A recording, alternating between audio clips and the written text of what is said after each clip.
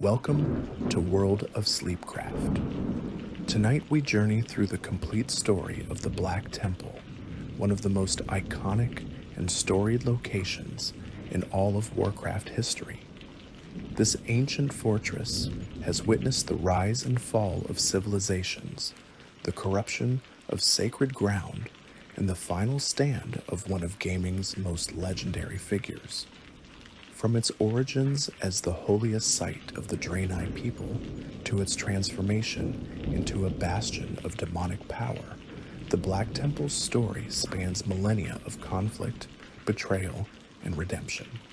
Settle in, get comfortable, and let this epic tale unfold before you. In the southeastern reaches of Shadowmoon Valley, where the eternal twilight casts long shadows across a land scarred by war and fell magic, there stands a fortress that has known more masters than any other structure in the history of two worlds. The Black Temple rises from the barren landscape like a monument to suffering, its spires reaching toward a sky that has forgotten the warmth of sunlight. But this place was not always a temple of darkness. Long ago, before the orcs learned to hate, before the demons found their way to this world, before the very planet was torn asunder, this was the Temple of Karabor, and it was beautiful beyond imagining. The story of the Black Temple begins not with darkness, but with light, not with corruption, but with hope. To understand what this place became, we must first understand what it once was.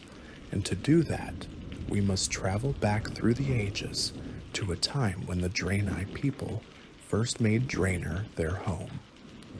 The draenei arrived on Draenor as refugees, fleeing across the cosmos from the burning legion that had consumed their homeworld and corrupted their Eridar brethren. Their flight had lasted for millennia, taking them from world to world, always one step ahead of the demons who pursued them with relentless determination. They had watched civilizations rise and fall during their journey, had seen sons born and die, had experienced spans of time that most mortal minds could not comprehend. Their vessel, the Genedar, carried them through the twisting nether, guided by the Naru who had befriended them and offered them sanctuary. The Naru were beings of pure light, entities whose very existence was an affront to the darkness that the Legion represented. They had taken the draenei under their protection, taught them to wield the light as a weapon and a tool, and guided them to worlds where they might find temporary safety. When the great dimensional ship finally came to rest on this new world, the draenei emerged to find a planet of savage beauty, inhabited by primitive but noble races who knew nothing of the darkness that pursued them. The orcs lived in clan-based societies, following their shamans and chieftains across the vast plains. The ogres built crude fortresses in the mountains and the swamps. Creatures of all descriptions filled the forests and the seas, a diversity of life that reminded the draenei of worlds they had known and lost. Prophet Velen, the ancient leader who had guided his people through millennia of flight, knew that they could not run forever. On Draenor, he hoped to build something lasting, a civilization that could stand against the darkness if it ever found them again. And so the draenei set about creating a new home, establishing settlements across the continent, forging relationships with the native orcs, and building temples to honor the light that sustained them. Of all the structures the draenei built on Draenor, none was more magnificent than the Temple of Karabor. The site was chosen with great care by the prophet himself, for beneath the ground where the temple would rise lay the most powerful ley line nexus on the entire planet.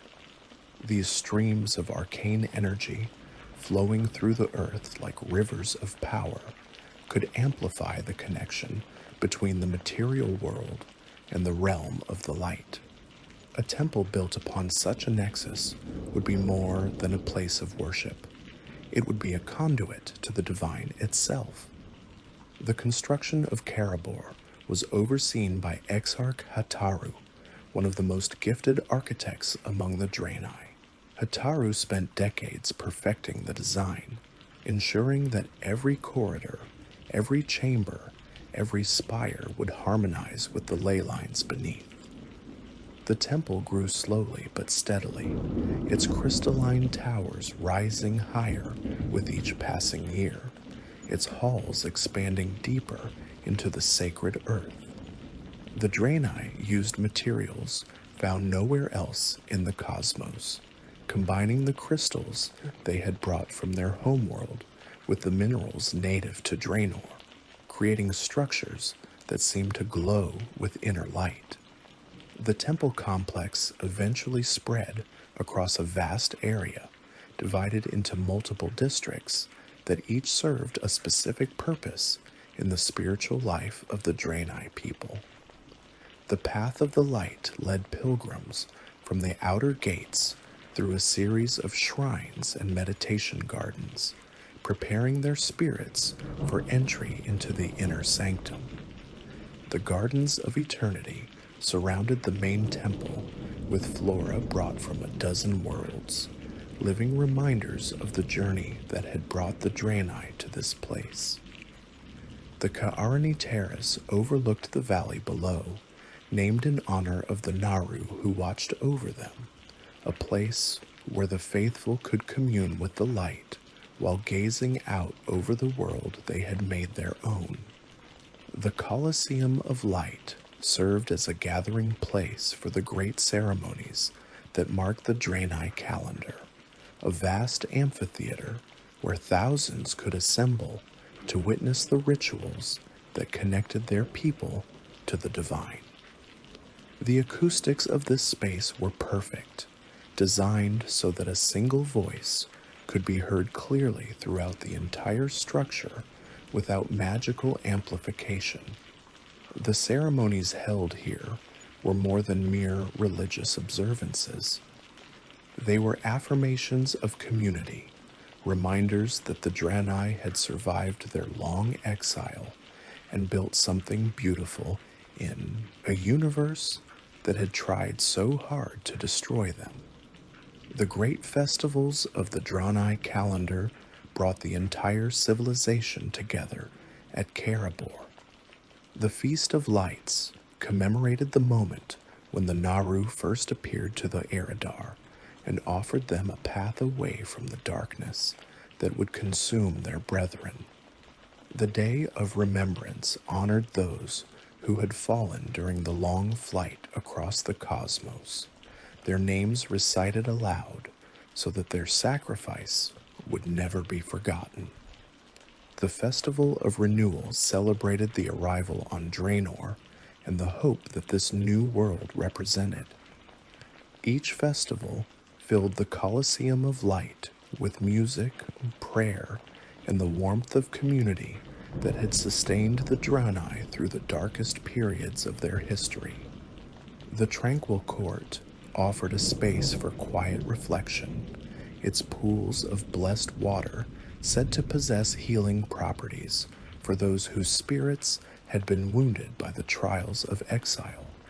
The waters were drawn from springs that flowed directly from the ley line nexus beneath the temple, infused with energies that could soothe troubled minds and mend broken hearts. Pilgrims who had traveled far to reach Karabor often spent days in the Tranquil Court, letting the peaceful atmosphere wash away the dust of their journeys and the burdens they carried. The priests who tended the Tranquil Court were specially trained in the arts of spiritual healing, able to sense the wounds that did not show on the body and provide comfort tailored to each individual's needs. They spoke of the light as a parent speaks of a loving child, with gentle patience and unwavering belief. Many draenei who visited the court found themselves moved to tears, overwhelmed by the sense of peace that permeated the space. It was said that no one left the tranquil court unchanged, that the experience of such profound serenity marked the soul forever. And at the heart of it all stood the inner sanctum, where Prophet Velen himself maintained his residence, and where the most sacred artifacts of the draenei people were kept safe from those who might seek to corrupt them. The inner sanctum was not merely a building, but a spiritual fortress, protected by layers of wards and blessings that had been refined over millennia. Only those who had proven themselves worthy were permitted to enter, and even they were required to undergo purification rituals before stepping across the threshold. The artifacts kept within the inner sanctum were the treasures of the draenei race, objects of immense spiritual and historical significance. There were crystals that had been touched by the Naru themselves, still glowing with holy light after countless years. There were texts written in the original Eridar language, predating the corruption that had transformed that race into the demons of the Legion. There were relics from worlds that no longer existed, preserved as memories of places that the darkness had consumed. Each artifact had a story, and the priests of the inner sanctum knew them all, passing the knowledge from generation to generation so that nothing would be lost. Karabor became the center of draenei civilization on Draenor, not merely a temple, but a capital city, a beacon of hope in a world that the refugees had claimed as their own.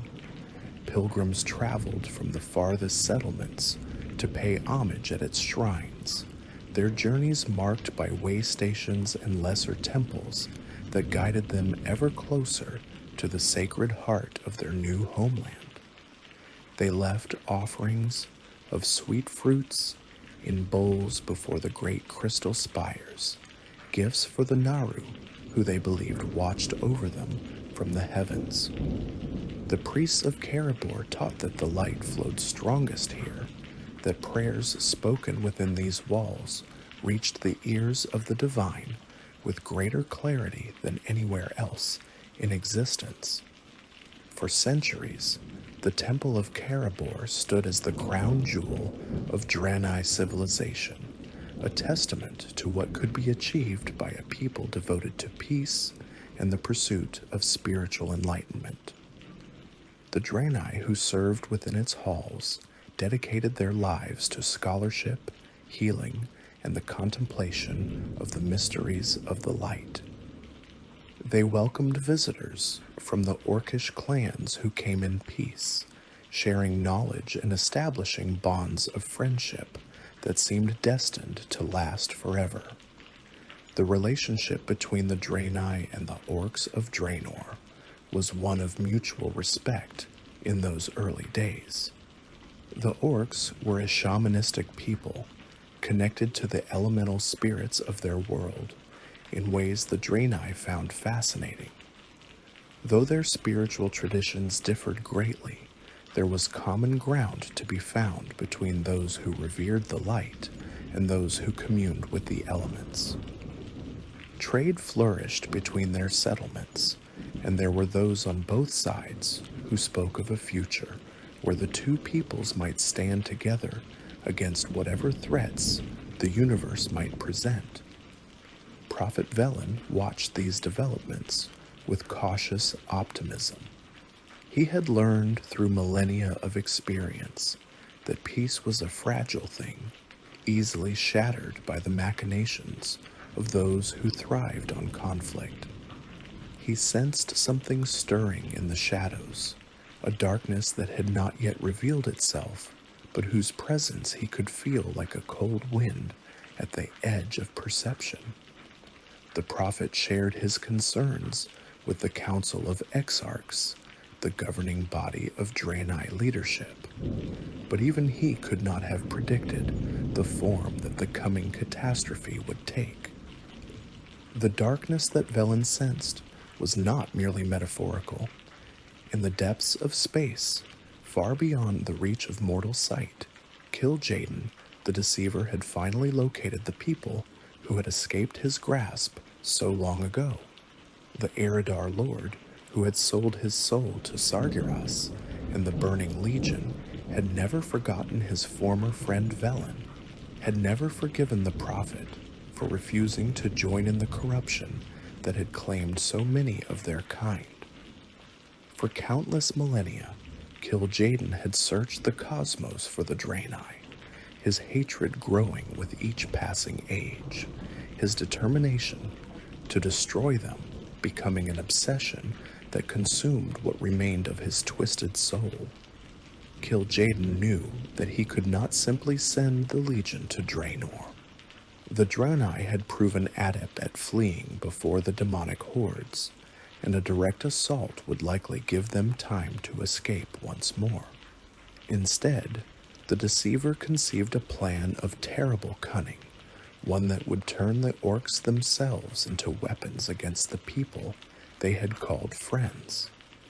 He reached out across the void to the shamans of Draenor, whispering lies into their dreams, presenting himself as a spirit of their ancestors who wished to guide them to greatness. The first to fall to Gul'dan's deception was Ner'zhul, the elder shaman of the Shadowmoon clan. Ner'zhul was a respected leader, a wise man who had spent his life in communion with the spirits of Draenor. He was grieving the loss of his mate Rulkan when Gul'dan first appeared to him, disguised as her spirit, speaking words of comfort that masked the poison being planted in his heart. The false Rulkan told Ner'zhul that the draenei were not what they seemed, that they were plotting against the orcs, that they must be stopped before they could enact their sinister designs. The corruption spread slowly at first, as Gul'dan patiently cultivated the seeds of hatred he had planted. Through Ner'zhul, he manipulated the other clan leaders, turning their curiosity about the draenei into suspicion, their suspicion into fear, their fear into rage. The orcs who had once traded peacefully with their neighbors began to view them with hostility, seeing threats where none existed, imagining slights that had never occurred. The shamans found that the elemental spirits were growing distant, though they did not understand that this was because the spirits could sense the taint of fel magic that was beginning to contaminate their world. When Ner'zhul finally realized the truth of what he had done, when the false Rulkan revealed herself to be a servant of the deceiver, the elder shaman tried to resist. But it was too late. Gul'dan had already found a new puppet, a more willing servant in the form of Ner'zhul's own apprentice. Gul'dan was everything that Ner'zhul was not: ambitious, ruthless, utterly without scruple. Where Ner'zhul had been deceived, Gul'dan embraced the darkness willingly, eagerly trading his people's future for the promise of personal power.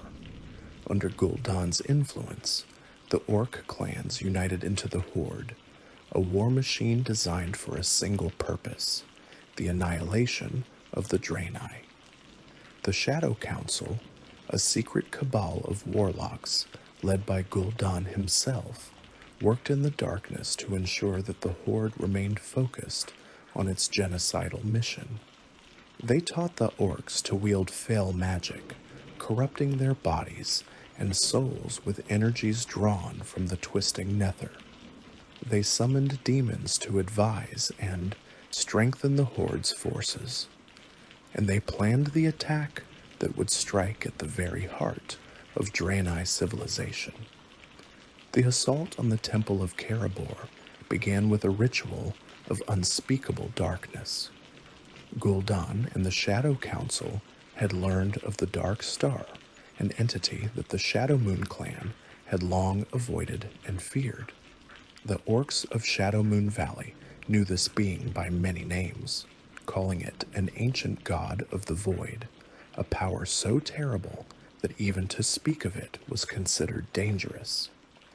In truth, the Dark Star was Kara, a Naru who had been wounded and corrupted during the crash of the Genadar, transformed from a being of light into something twisted and malevolent.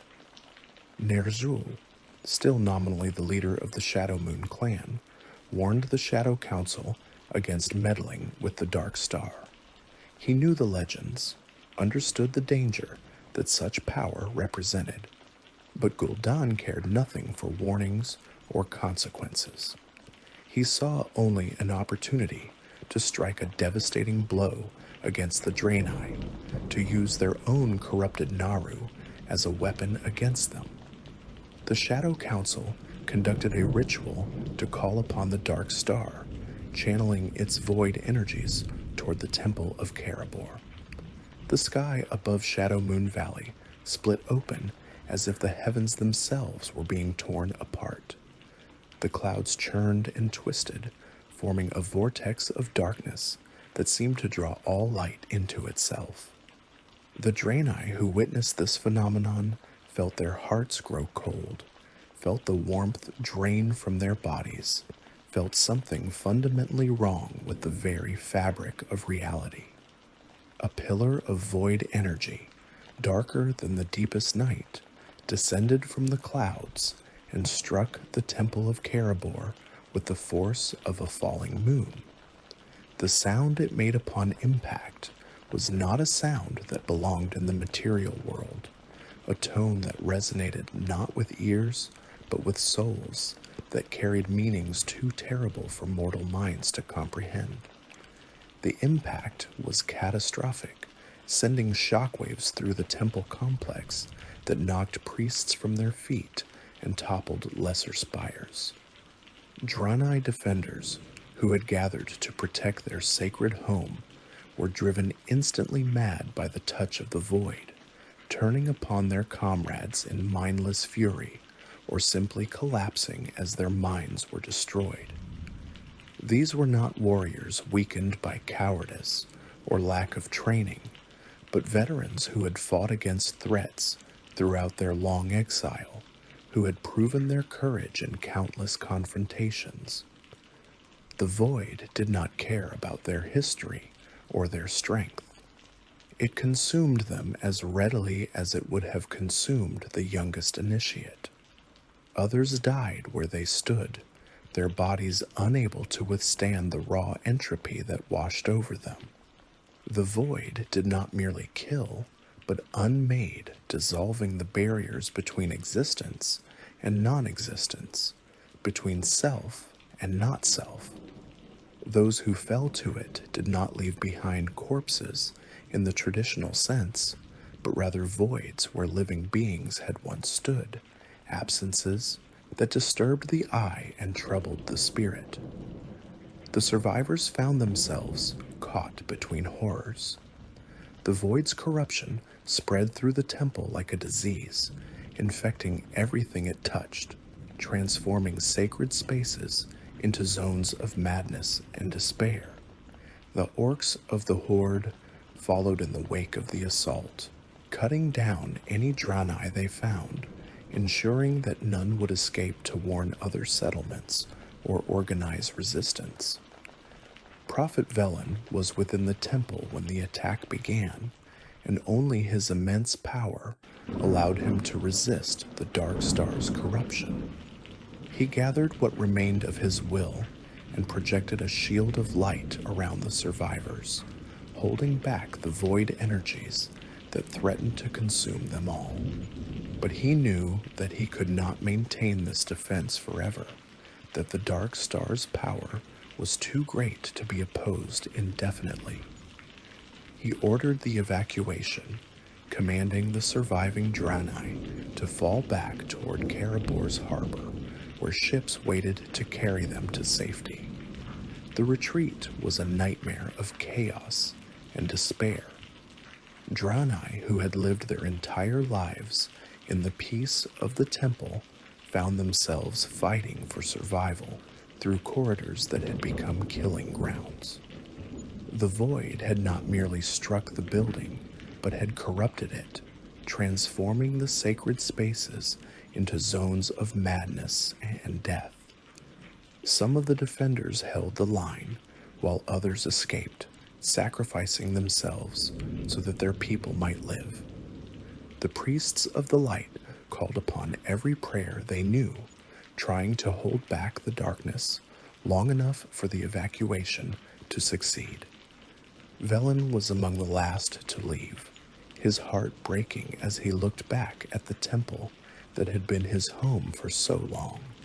The dark star's corruption had changed everything. The gleaming spires were now twisted and dark, the gardens withered, the sacred pools boiled away to nothing. The Temple of Karabor was gone, and in its place stood something else entirely. The orcs who followed in the wake of the Void Assault gave this transformed place a new name, one that reflected what it had become. They called it the Black Temple. The survivors of Karabor fled to Shatrath City and other refuges, but they were not safe for long. The Horde pursued them relentlessly, driven by Gul'dan's hatred, and killed Jaden's unquenchable desire for vengeance. The orcs, who had once traded peacefully with their neighbors, now hunted them with single-minded fury, seeing not friends and trading partners, but enemies to be exterminated. The draenei were scattered across Draenor, hunted like animals, slaughtered wherever they were found. Settlements that had stood for centuries were burned to the ground, their inhabitants killed or driven into the wilderness. The roads that had once connected draenei communities became death traps, patrolled by orc war parties who killed any draenei they encountered. Those who escaped into the swamps and forests found themselves exposed to fell energies that would eventually transform many of them into the broken. Their civilization, which had flourished for centuries, was destroyed in a matter of years. The libraries that had preserved the knowledge of countless worlds were burned. The temples that had connected them to the light were desecrated. The craftsmen who had created wonders of art and engineering were killed, their secrets dying with them. What the draenei had built over generations was destroyed in an orgy of violence that seemed to have no end. And the Black Temple, which had once been the heart of their spiritual life, became a symbol of everything they had lost. Those draenei who survived the genocide could never forget what Karabor had been, could never stop mourning for the sacred site that had been taken from them. The memory of the temple haunted their dreams and sustained their hope that someday, somehow, they might reclaim what had been stolen. The captured draenei clerics of Karabor suffered a fate worse than those who had died in the assault. They were marched out of the temple by their orcish captors, told that they were being taken to Hellfire Citadel as prisoners of war.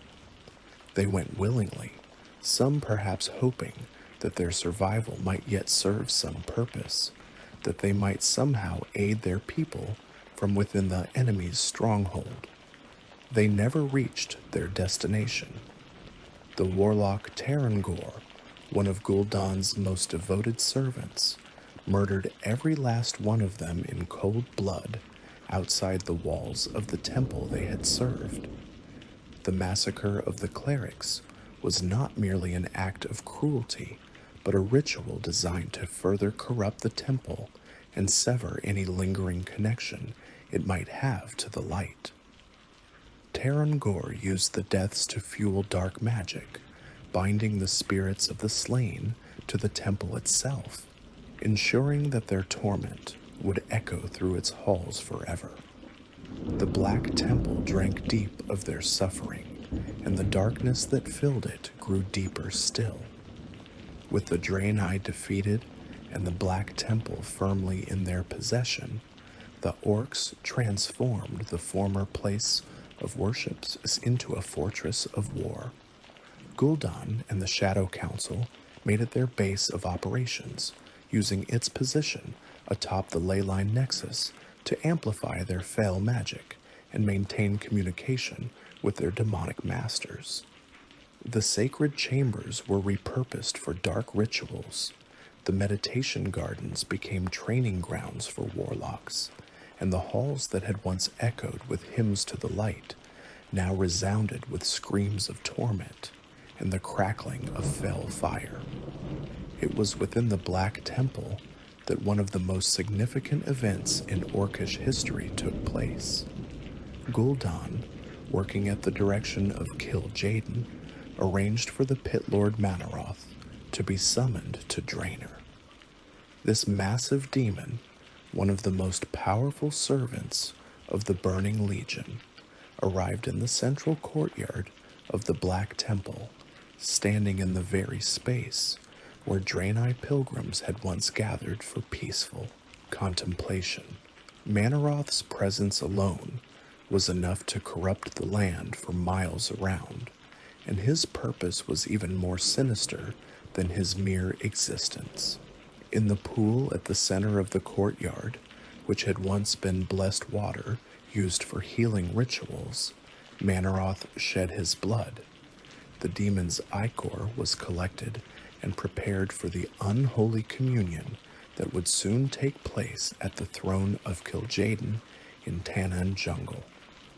When the orc chieftains drank this blood, they would bind themselves and their clans to the Burning Legion forever, completing the corruption that Kil'jaeden had begun with whispered lies. The blood curse that transformed the orcs from a shamanistic people into bloodthirsty servants of demons was born here in the defiled heart of what had once been the draenei's holiest site. The years that followed saw the Black Temple serve as a staging ground for the Horde's campaigns. From its walls, the orcs launched attacks against the last pockets of draenei resistance, hunting down survivors and ensuring that the genocide they had begun would be complete.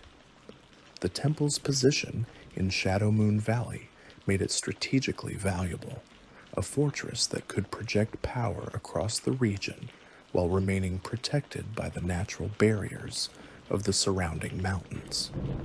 After the Horde had exhausted its enemies on Draenor, Gul'dan turned his attention to new conquests. The Dark Portal was opened, and the orcs poured through to Azeroth, beginning a war that would shape the destiny of both worlds. Gul'dan himself met his end on Azeroth, consumed by the demons of the Tomb of Sargeras, when his greed and ambition finally outpaced his power. But the Black Temple remained on Draenor, its importance diminished, but its darkness unabated. When the Second War ended in defeat for the Horde, the survivors retreated back through the Dark Portal to Draenor. Among those who returned was Ner'zhul, the elder shaman who had first been deceived by Kil'jaeden so long ago. Ner'zhul had been little more than a figurehead for years, manipulated first by the deceiver and then by his own apprentice Gul'dan. But with Gul'dan dead, Ner'zhul saw an opportunity to seize power for himself and lead what remained of the Horde to a new future. The Black Temple became Ner'zhul's stronghold as he implemented a desperate plan to save his people. Rather than face the armies of Azeroth that were pursuing them through the Dark Portal, Ner'zhul decided to open portals to other worlds, to find new lands for the orcs to conquer away from the enemies they could no longer defeat. He gathered powerful artifacts from across Draenor, objects of immense magical power that would fuel the ritual he planned. From the Black Temple, Ner'zhul conducted the ritual that would change everything. He gathered the artifacts he had collected, each one a focus of immense magical power, and arranged them in patterns that he believed would control the forces he was about to unleash. Spoke words of power that had been spoken only a handful of times in the history of the cosmos, words that twisted space itself and opened doorways between dimensions. Multiple portals tore open across Draenor, doorways to worlds that the orcs might have conquered if they had been given the chance.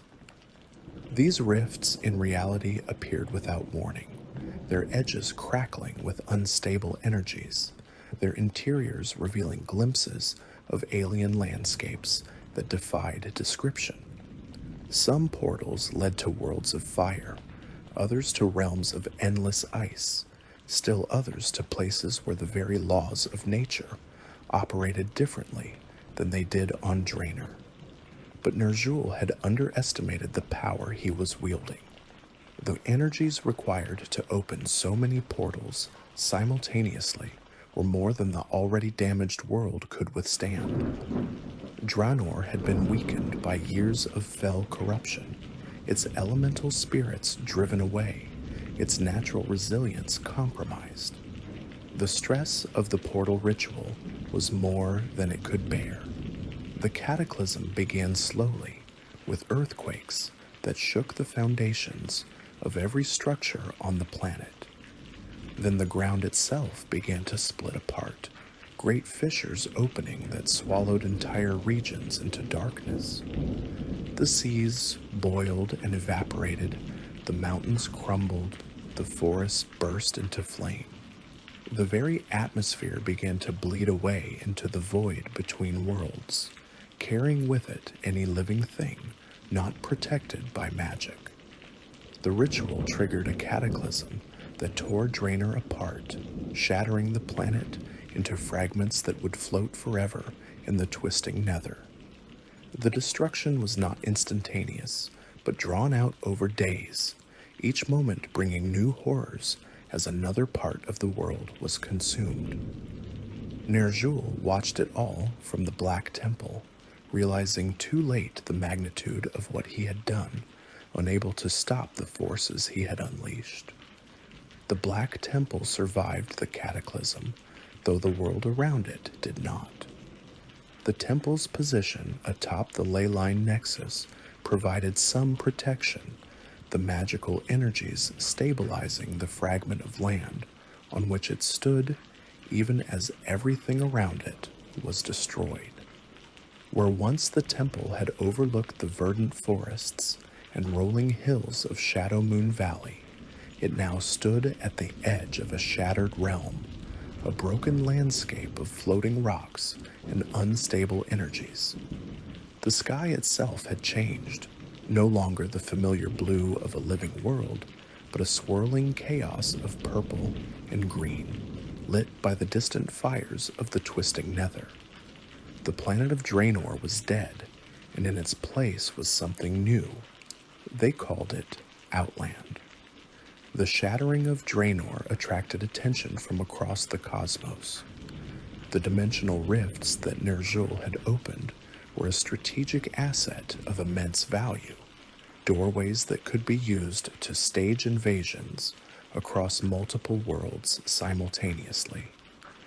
Kil'jaeden recognized the potential immediately and dispatched one of his most powerful servants to claim the Black Temple and the portals it controlled. Magtheridon was a pit lord of terrible power, a demon general who had led countless campaigns of conquest in service to the Burning Legion. His massive form stood taller than the trees of ancient forests, his body wreathed in flames that never died, his hooves leaving scorch marks on whatever ground he walked.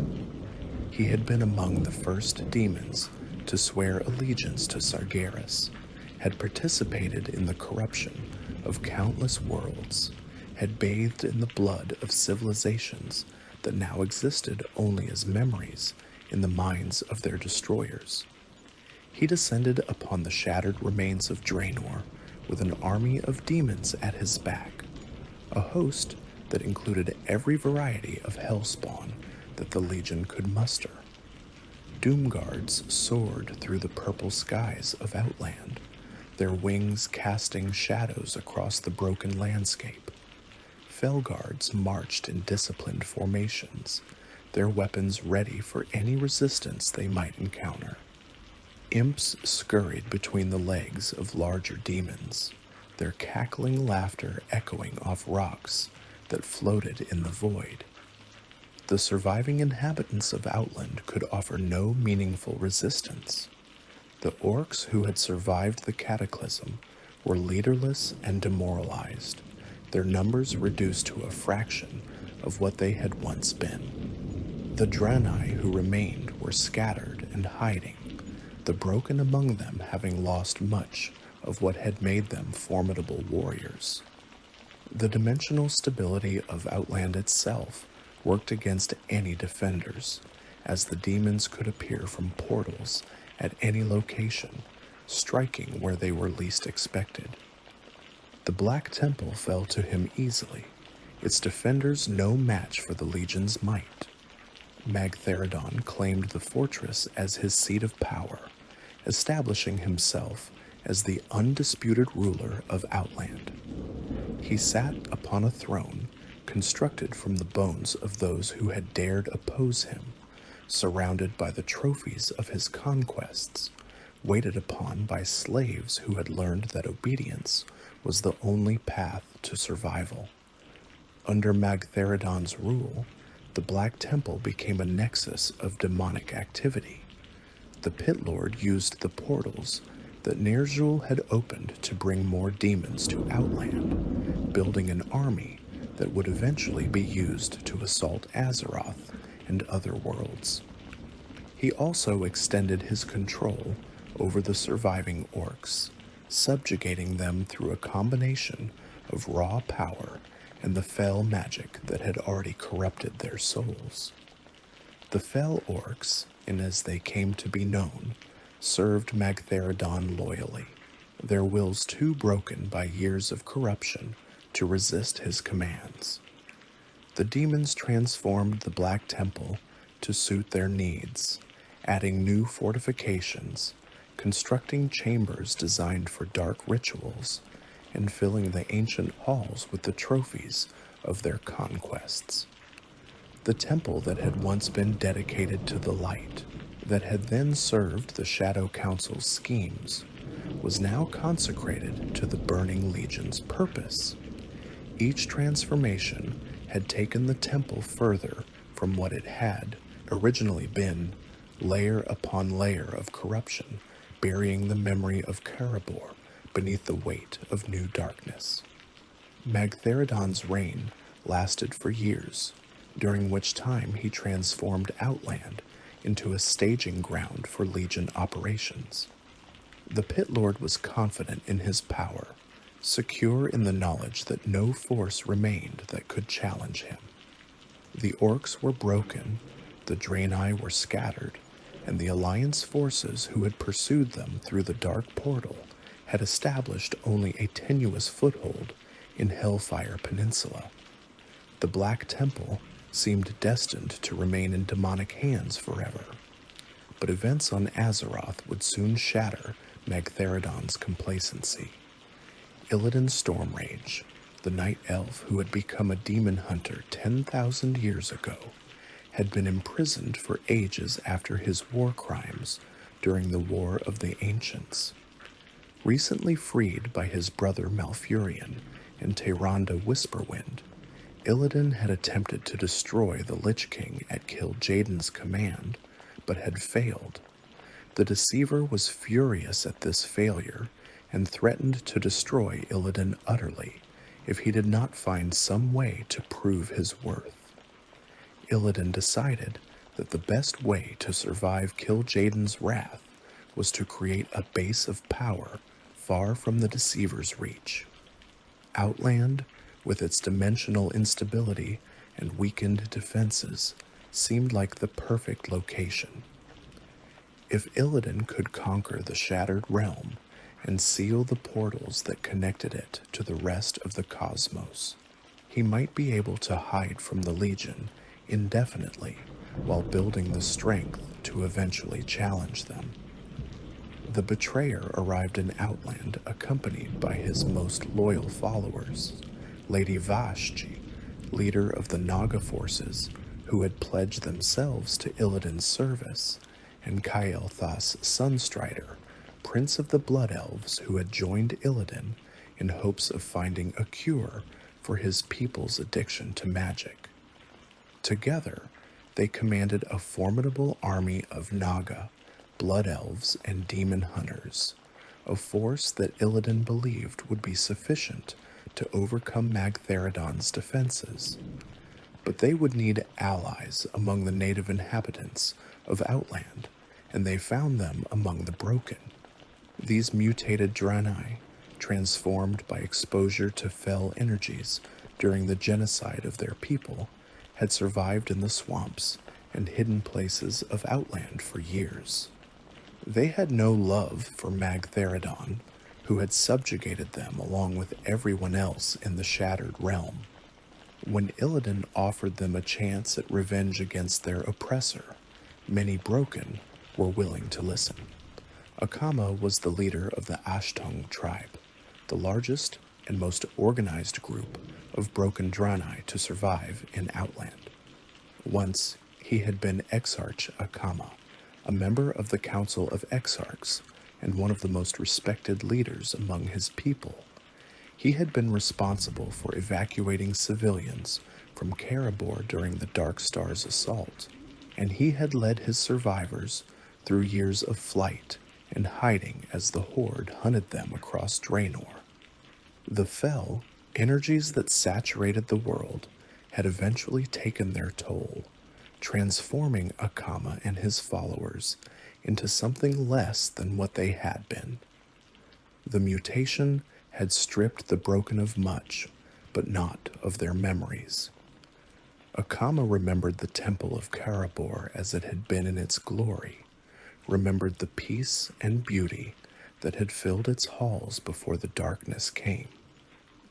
The thought of that sacred place in the hands of demons was a constant source of grief, a wound that had never healed despite the years that had passed.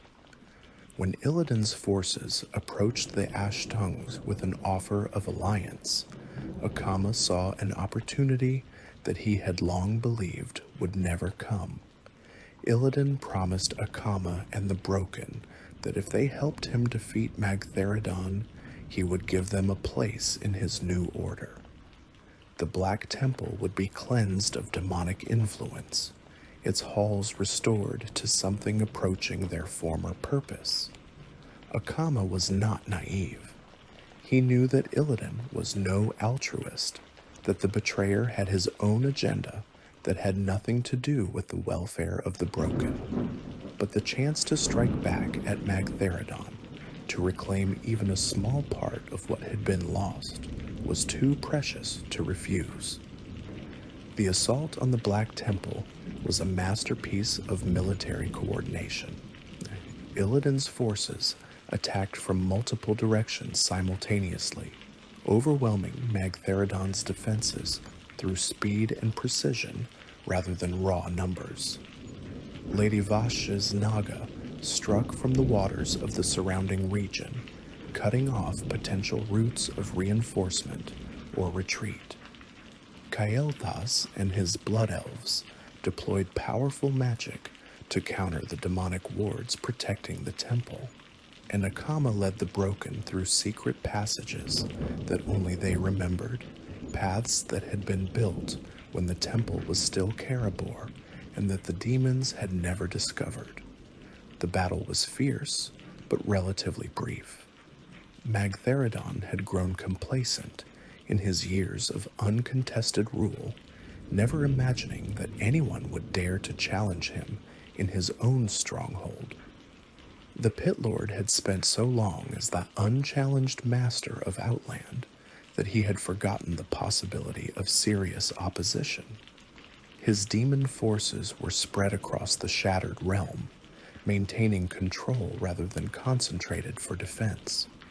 His fell orc servants were more accustomed to crushing scattered resistance than fighting organized armies. By the time he realized the threat was serious, Illidan's forces had already penetrated the temple's inner defenses. The Naga proved particularly effective against Magtheridon's forces, their serpentine bodies allowing them to navigate the temple's corridors with speed and precision. Lady Vashich commanded from the front lines, her magical abilities devastating any demons who stood against her. The Blood Elves contributed arcane firepower that countered the Fell Wards protecting key positions, while the demon hunters that Illidan had trained struck with surgical precision against the most dangerous targets. Akama and the Broken fought with the fury of those who had suffered too long under oppression. Every corner of the temple held memories for them, reminders of what Karabor had been before the darkness came.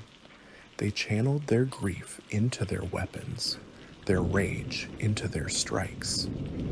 The demons who fell before them never understood what drove their attackers, could not comprehend the depth of loss that fueled such ferocity.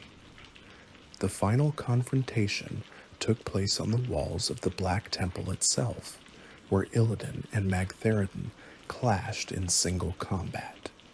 The Pit Lord was massive, his bulk dwarfing even Illidan's demonic form. Fire writhed his weapons, and every step he took cracked the ancient stones beneath his hooves.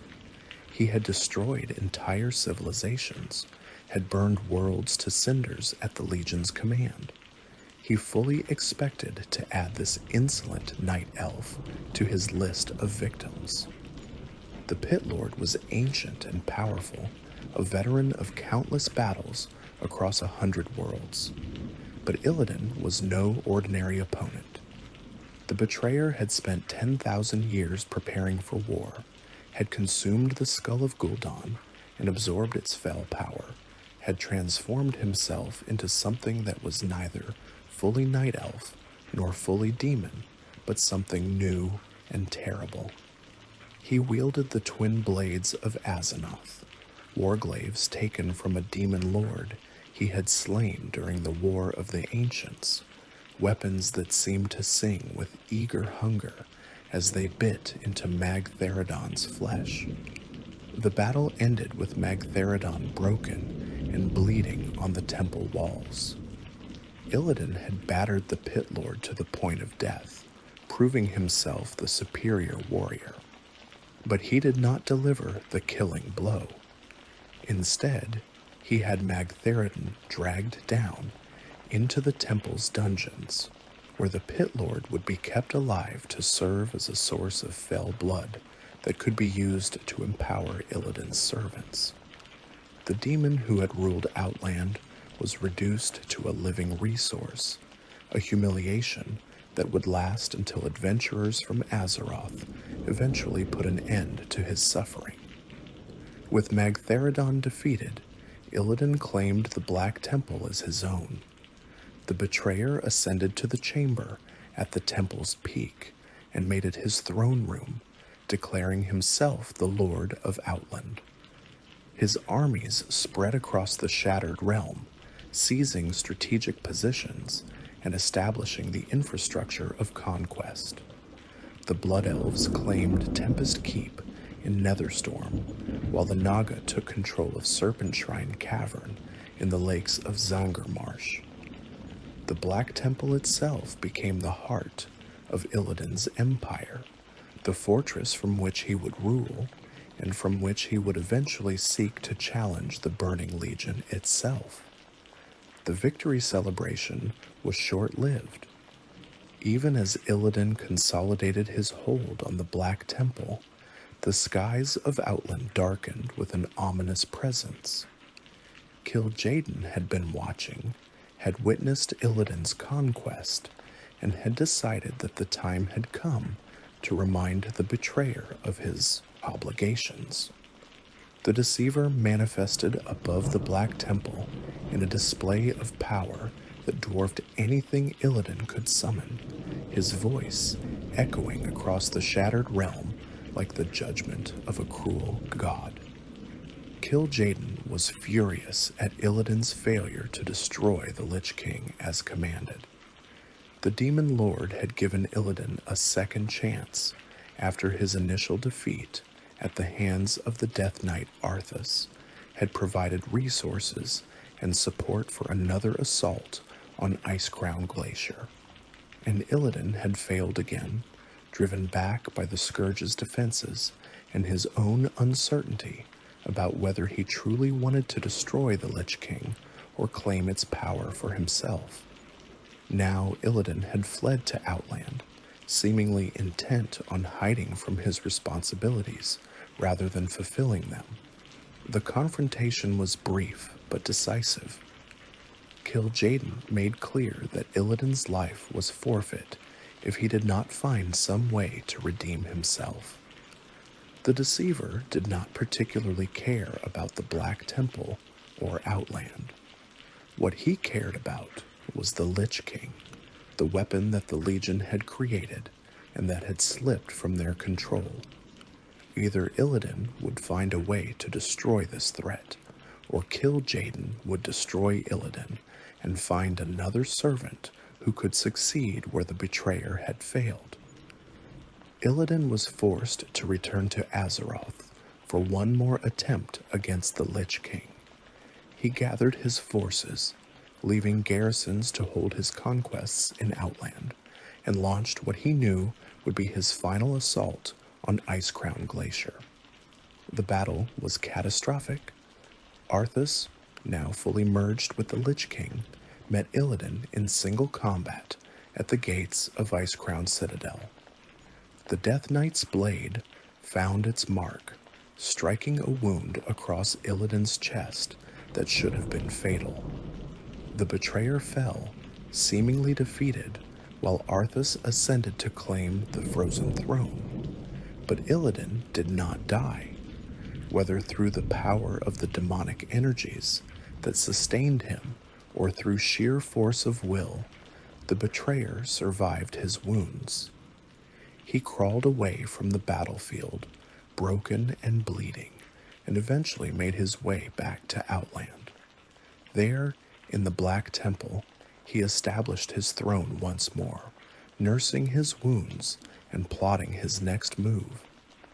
Gul'dan's wrath would surely follow, but Illidan was determined to build a defense against it or die trying. The Lord of Outland threw himself into fortifying his position. He sealed many of the portals that had made Outland strategically valuable, cutting off the routes that the Legion might use to bring reinforcements against him. He expanded his armies, recruiting more blood elves who had grown addicted to fell magic, and more Naga who saw their fortunes bound to Illidan's success.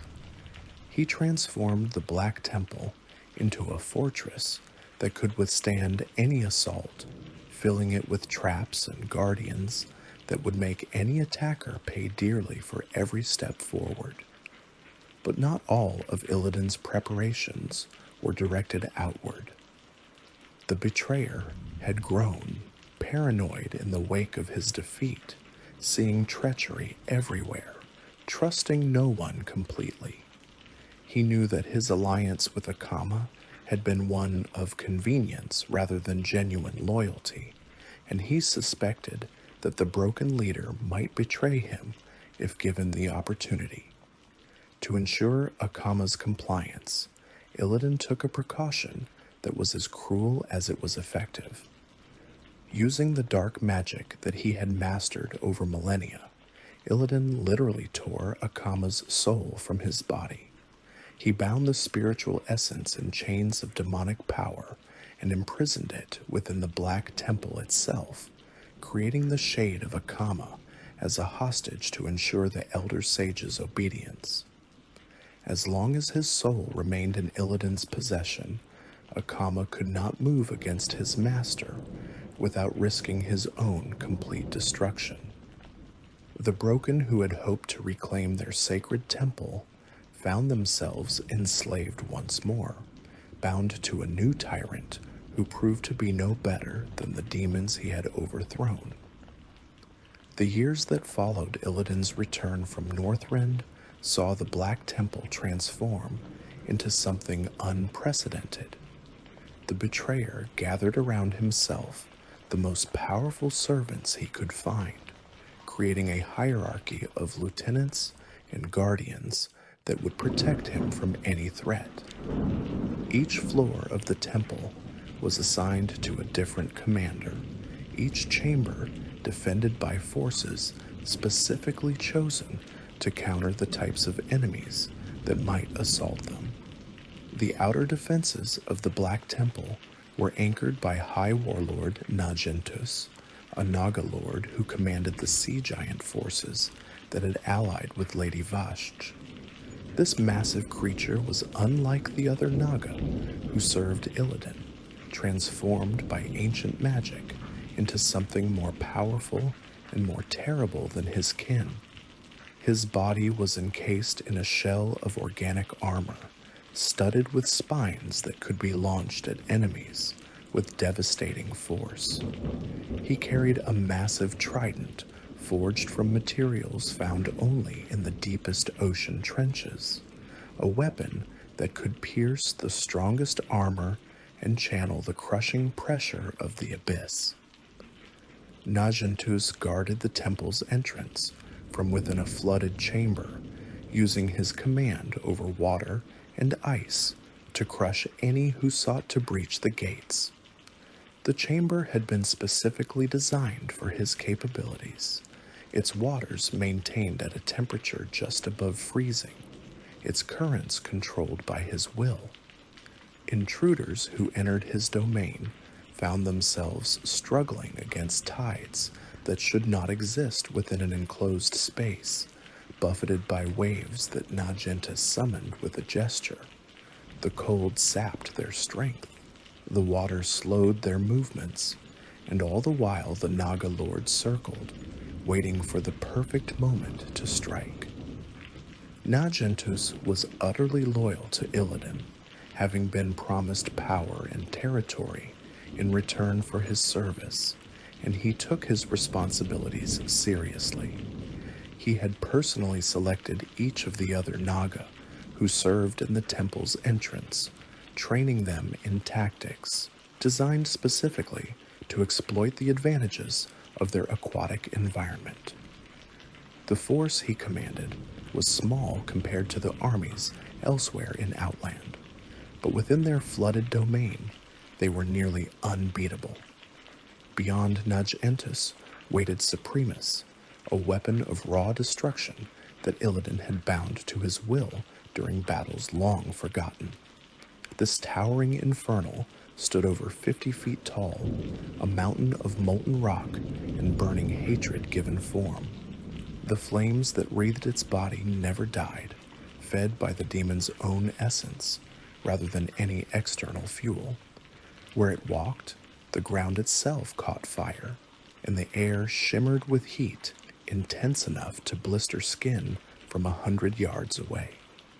Supremus was not a creature of intelligence or strategy, but a force of nature, a living siege engine that existed only to crush and burn.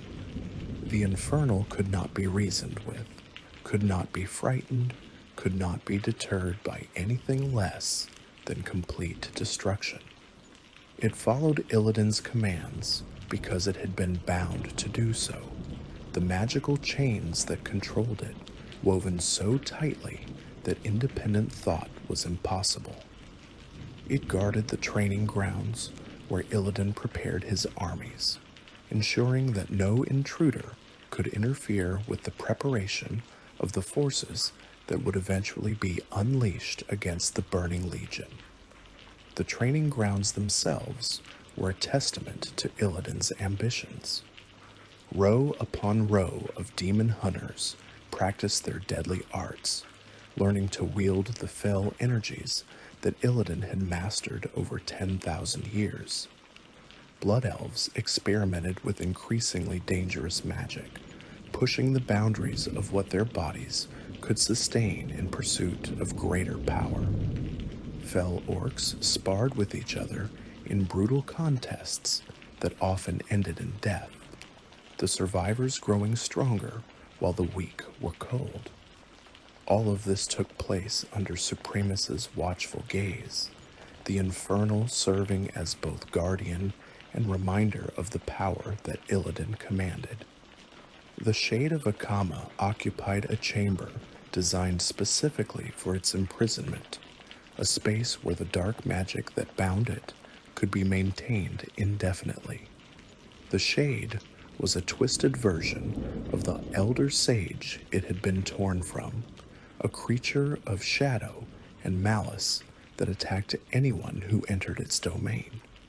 Those who sought to free Akama's soul would have to face this manifestation of his spiritual torment, a battle that was as much about breaking the chains that bound him as it was about defeating the Shade itself. Taron Gorafiend held dominion over the temple's libraries and archives, a role that suited his nature as a creature of intellect and dark ambition. In life, Taron Gor had been one of Gul'dan's most devoted servants, the warlock who had murdered the captured clerics of Karabor in the ritual that had further corrupted the temple. Death had not ended his service. Gul'dan had raised Taron Gor as the first of the Death Knights, housing his spirit in the body of a fallen Alliance Knight. Now, as Taron Gorafiend, he continued to pursue knowledge and power in Illidan's service. The Death Knight's domain was a scholar's nightmare made manifest. The libraries he controlled contained knowledge gathered from across the cosmos, texts on demonology and necromancy that would drive mortal readers mad, histories of worlds that the Legion had consumed. Gorafiend spent endless hours studying these materials, adding to his already formidable knowledge of dark magic. He also conducted experiments on captured enemies, probing the limits of mortality and developing new techniques for manipulating souls. The screams that echoed from his chambers were a constant reminder of the price of knowledge. Gorafiend's role in Illidan's hierarchy went beyond mere guardianship. The Death Knight served as an advisor on matters of necromancy and dark magic, his expertise invaluable in dealing with the undead forces that sometimes threatened Outland. He also trained other aspiring Death Knights, passing on the techniques that Gul'dan had taught him and that he had refined through centuries of practice. His students were utterly loyal to him, bound by chains of dark magic that Gorafiend had learned to forge with terrible precision. Gurtog Bloodboil was a massive fell orc who had been transformed by years of exposure to demonic energies into something barely recognizable as orcish. His skin had taken on a sickly green hue, his body swollen with unnatural muscle, his eyes burning with the fell fire that coursed through his veins. He stood nearly 9 feet tall, his bulk filling the corridors he patrolled, and his strength was sufficient to tear apart opponents with his bare hands. Gurtog commanded the fell orc forces that served Illidan, warriors who had been corrupted so thoroughly that they felt no loyalty except to those who could provide them with the fell blood they craved. The fell orcs were a tragic remnant of the once proud orcish race, their mind and bodies warped by the same corruption that had first been spread at the Black Temple when Manaroth shed his blood. They were not soldiers in any traditional sense, but addicts, willing to kill and die for the promise of their next fix. Gurtog himself was addicted beyond any hope of redemption, a monster whose violence was matched only by his cunning. He had learned to channel his addiction into military effectiveness, using the promise of fell blood to motivate his troops and the threat of deprivation to ensure their obedience. His tactics were brutal but effective, focused on overwhelming force and the ruthless exploitation of any weakness. Opponents who faced him rarely survived long enough to learn from their mistakes. The Reliquary of Souls was perhaps the strangest of the Black Temple's guardians, a construct built around the tortured essences of countless spirits. This entity had been assembled from the souls of those who had died within the temple over the millennia, their suffering compressed and bound into a physical form that could serve as a weapon. The draenei clerics murdered by Tarangor were among the spirits bound within it, their holy light corrupted into weapons of shadow. The orcs who had died in the creation of the Horde, the demons who had fallen during Magtheridon's reign, the countless nameless victims of every atrocity committed within these walls, all were part of the Reliquary's composite consciousness. The Reliquary attacked in waves, manifesting different aspects of the spiritual torment it contained, the essence of suffering, the essence of desire, and the essence of anger, each representing a different facet of the agony that had created it. The essence of suffering drained the will of its victims, causing them to relive the worst moments of their lives while their bodies froze in torment. The essence of desire manipulated the secret wants and needs of attackers, turning allies against each other with whispered promises of forbidden fulfillment. The essence of anger was pure destructive force, unleashing the accumulated rage of millennia in waves of devastating power. Facing the Reliquary was not merely a physical challenge, but a psychological one. The spirits within the construct could sense the fears and regrets of those who opposed them, using that knowledge to craft attacks specifically designed to wound the soul. Warriors who had faced demons without flinching found themselves weeping at the memories the Reliquary awakened. Mages who had weathered the worst that Outland could offer broke under the weight of the spiritual assault. Only those with truly exceptional mental fortitude could hope to prevail against such an enemy. Mother Sharaz guarded the entrance to Illidan's inner sanctum, a Shivara demoness whose loyalty to the betrayer was matched only by her cruelty. The Shivara were 6 armed servants of the Burning Legion, known for their skill in combat and their mastery of shadow magic. Each of Shiraz's arms could wield a different weapon or weave a different spell simultaneously, making her effectively equivalent to 6 opponents fighting in perfect coordination. How Shiraz had come to serve Illidan rather than the legion that had created her was unknown, but her dedication was beyond question. Some whispered that she had been banished from the Legion for some unforgivable transgression and had sought sanctuary with Illidan out of desperation. Others claimed that she served as a spy for Gul'dan, placed within the betrayer's household to observe and report. If the latter was true, she played her role so perfectly that no evidence of treachery ever emerged. She filled her domain, the Halls of Illusions, with shifting light and mirrored deceptions that disoriented attackers before they even reached her. The halls were designed to confuse the senses, their geometry seemingly impossible, their distances deceiving. Attackers might run for minutes toward a target that never grew closer might strike at enemies that were mere reflections, might find themselves walking in circles without realizing they had turned.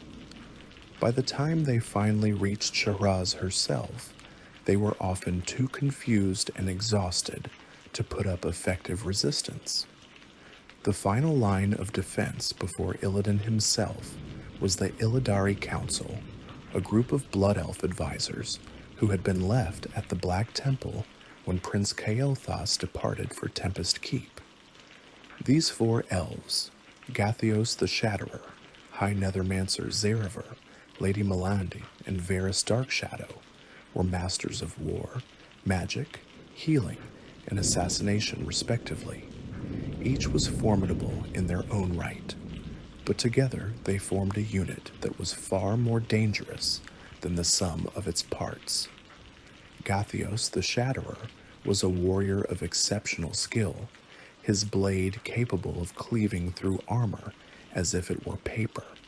He had trained since childhood in the arts of combat, had fought in 100 battles before the fall of Quel'Thalas, and had only grown stronger in the years since. His role in the council was to engage the most dangerous opponents directly, drawing their attention while his companions worked their various magics. High Nethermancer Zeravar commanded arcane power sufficient to rival any mage in Azeroth. His specialties were destruction and control, raining fire and lightning upon enemies while simultaneously manipulating their movements and abilities. He had studied the most dangerous forms of magic, had pushed beyond the limits that sensible practitioners observed, and had paid the price in sanity, but gained power beyond measure. Lady Melandi was a priestess who had abandoned the light in favor of the shadowy powers that Illidan offered. She served as the council's healer, her magic sustaining her companions through wounds that should have been fatal. But she was no mere support character.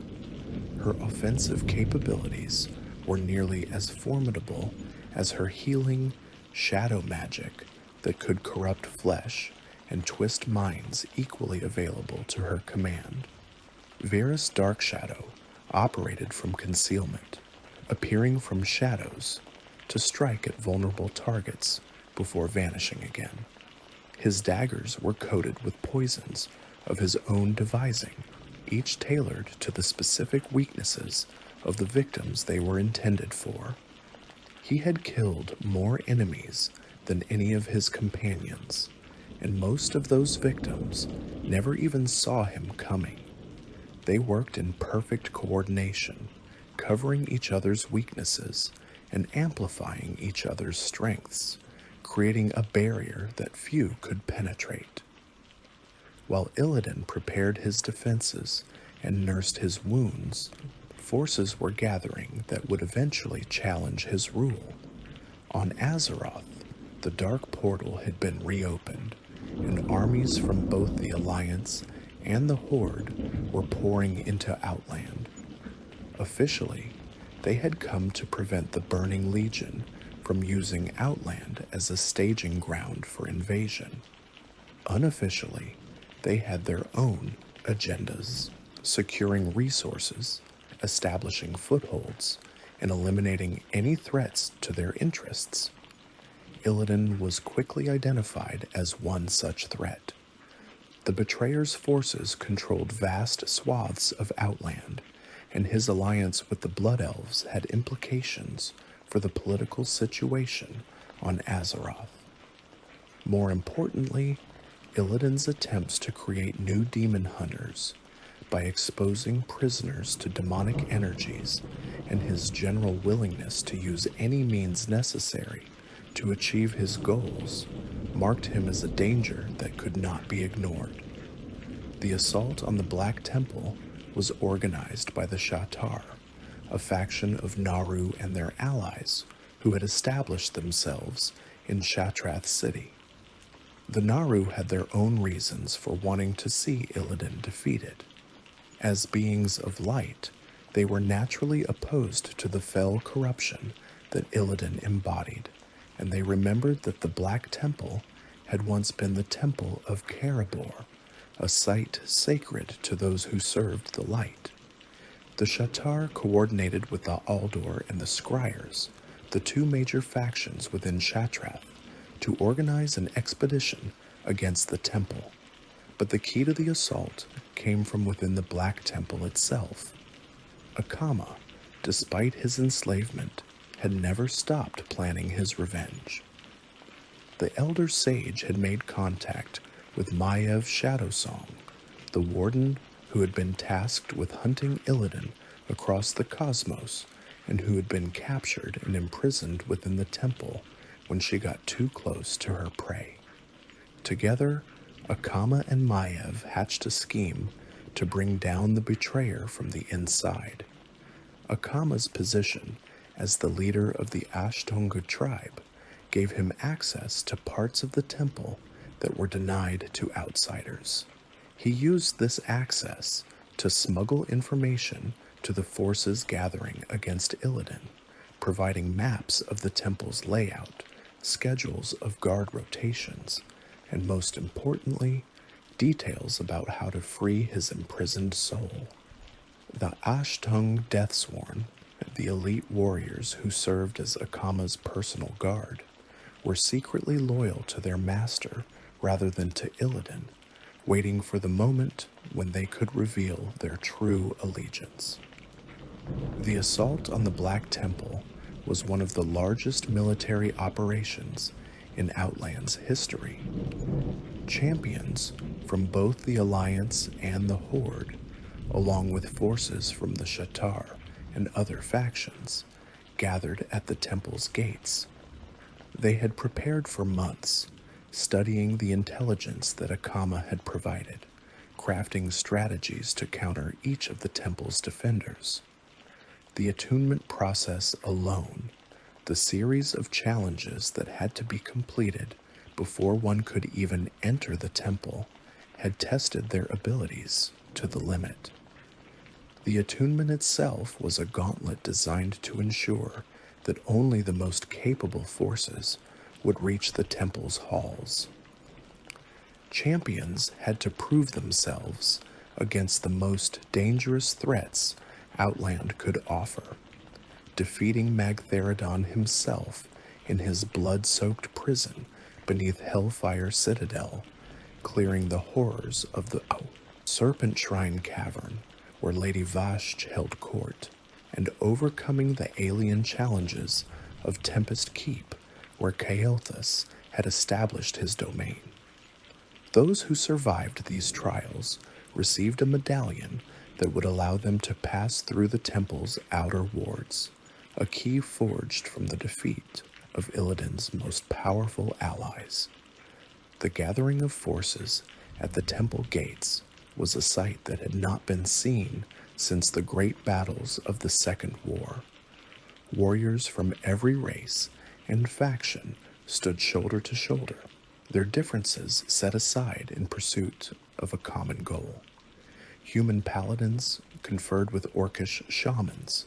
Night elven druids shared wisdom with Tauren warriors. Gnomish engineers compared notes with forsaken apothecaries.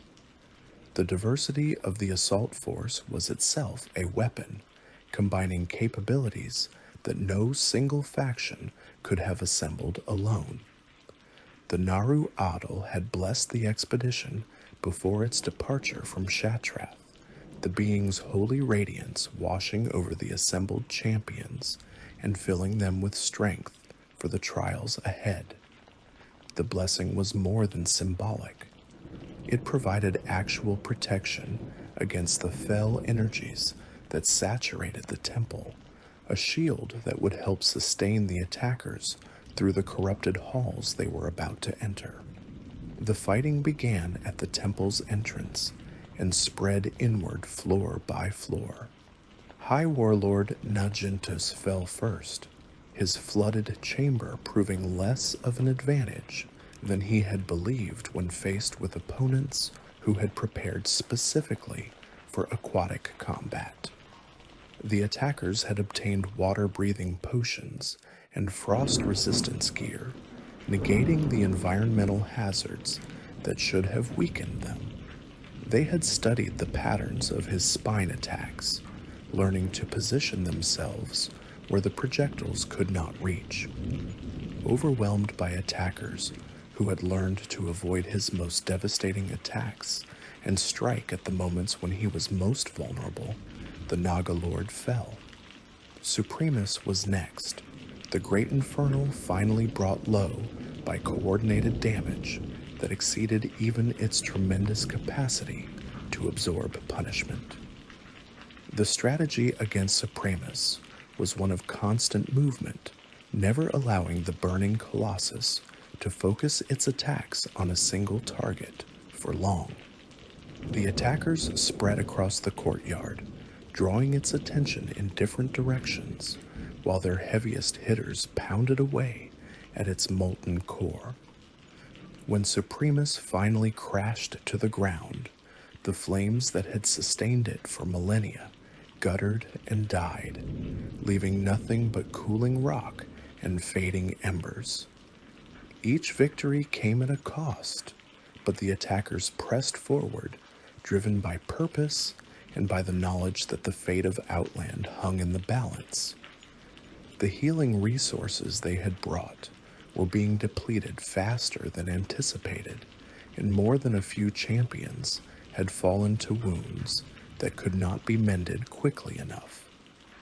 But the survivors pressed on, stepping over the bodies of fallen comrades, honoring their sacrifice by ensuring it would not be in vain. The battle against the Shade of Akama was different from the others. When the attackers entered the Shade's chamber, they found Akama himself waiting for them. The Elder Sage had been forced to attend the battle, bound by the chains that connected him to his imprisoned soul. But instead of fighting against the attackers, Akama revealed his true intentions. He called upon the Ashtung Deathsworn to throw off their pretense of loyalty to Illidan and join the assault on the Shade.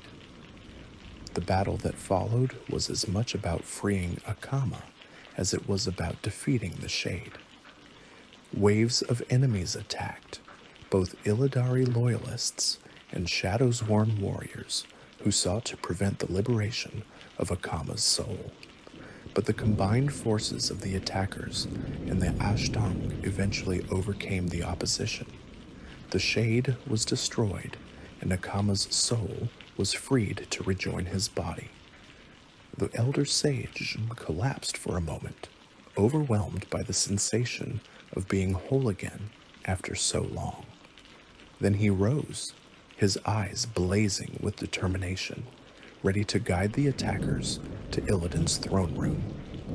The assault continued through the temple's upper levels, each chamber presenting new challenges that tested the attackers to their limits. Teron Gorafiend awaited them in his library of shadows, surrounded by the accumulated knowledge of millennia of dark study. The Death Knight was prepared for their coming, had sensed their approach through the magical wards that protected his domain. He raised the spirits of fallen champions to fight against their former comrades, turning the attackers' own dead against them in a mockery of the bonds they had shared in life. The battle against Gorafiend was as much psychological as physical. The Death Knight taunted the attackers with knowledge of their pasts, their failures, their secret shames. He had studied them through his scrying magic, had learned their weaknesses, and he exploited that knowledge with surgical precision. But the attackers had faced psychological warfare before, had learned to shut out the voices that sought to undermine their resolve.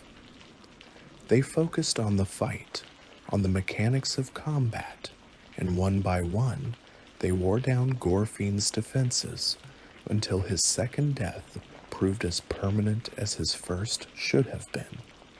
Gurtog Bloodboil was slain despite his regenerative abilities, though the battle was among the bloodiest of the entire assault.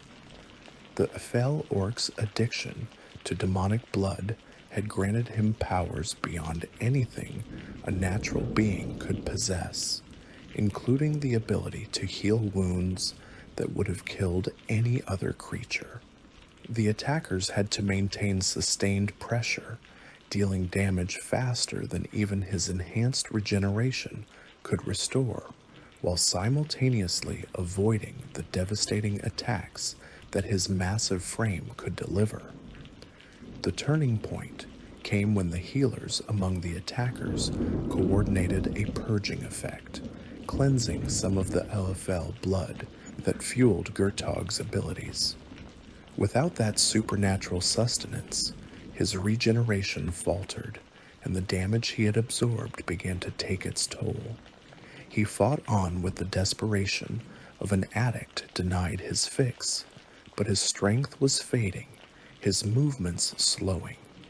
In the end, his addiction to fell blood proved insufficient to sustain him against enemies who had prepared specifically for this confrontation. The Reliquary of Souls was dismantled, its component essences dispersed, the spirits that had been bound within it finally finding release from their torment. The battle against this strange entity was unlike any other, requiring the attackers to face not just a physical opponent, but the accumulated pain of thousands of years.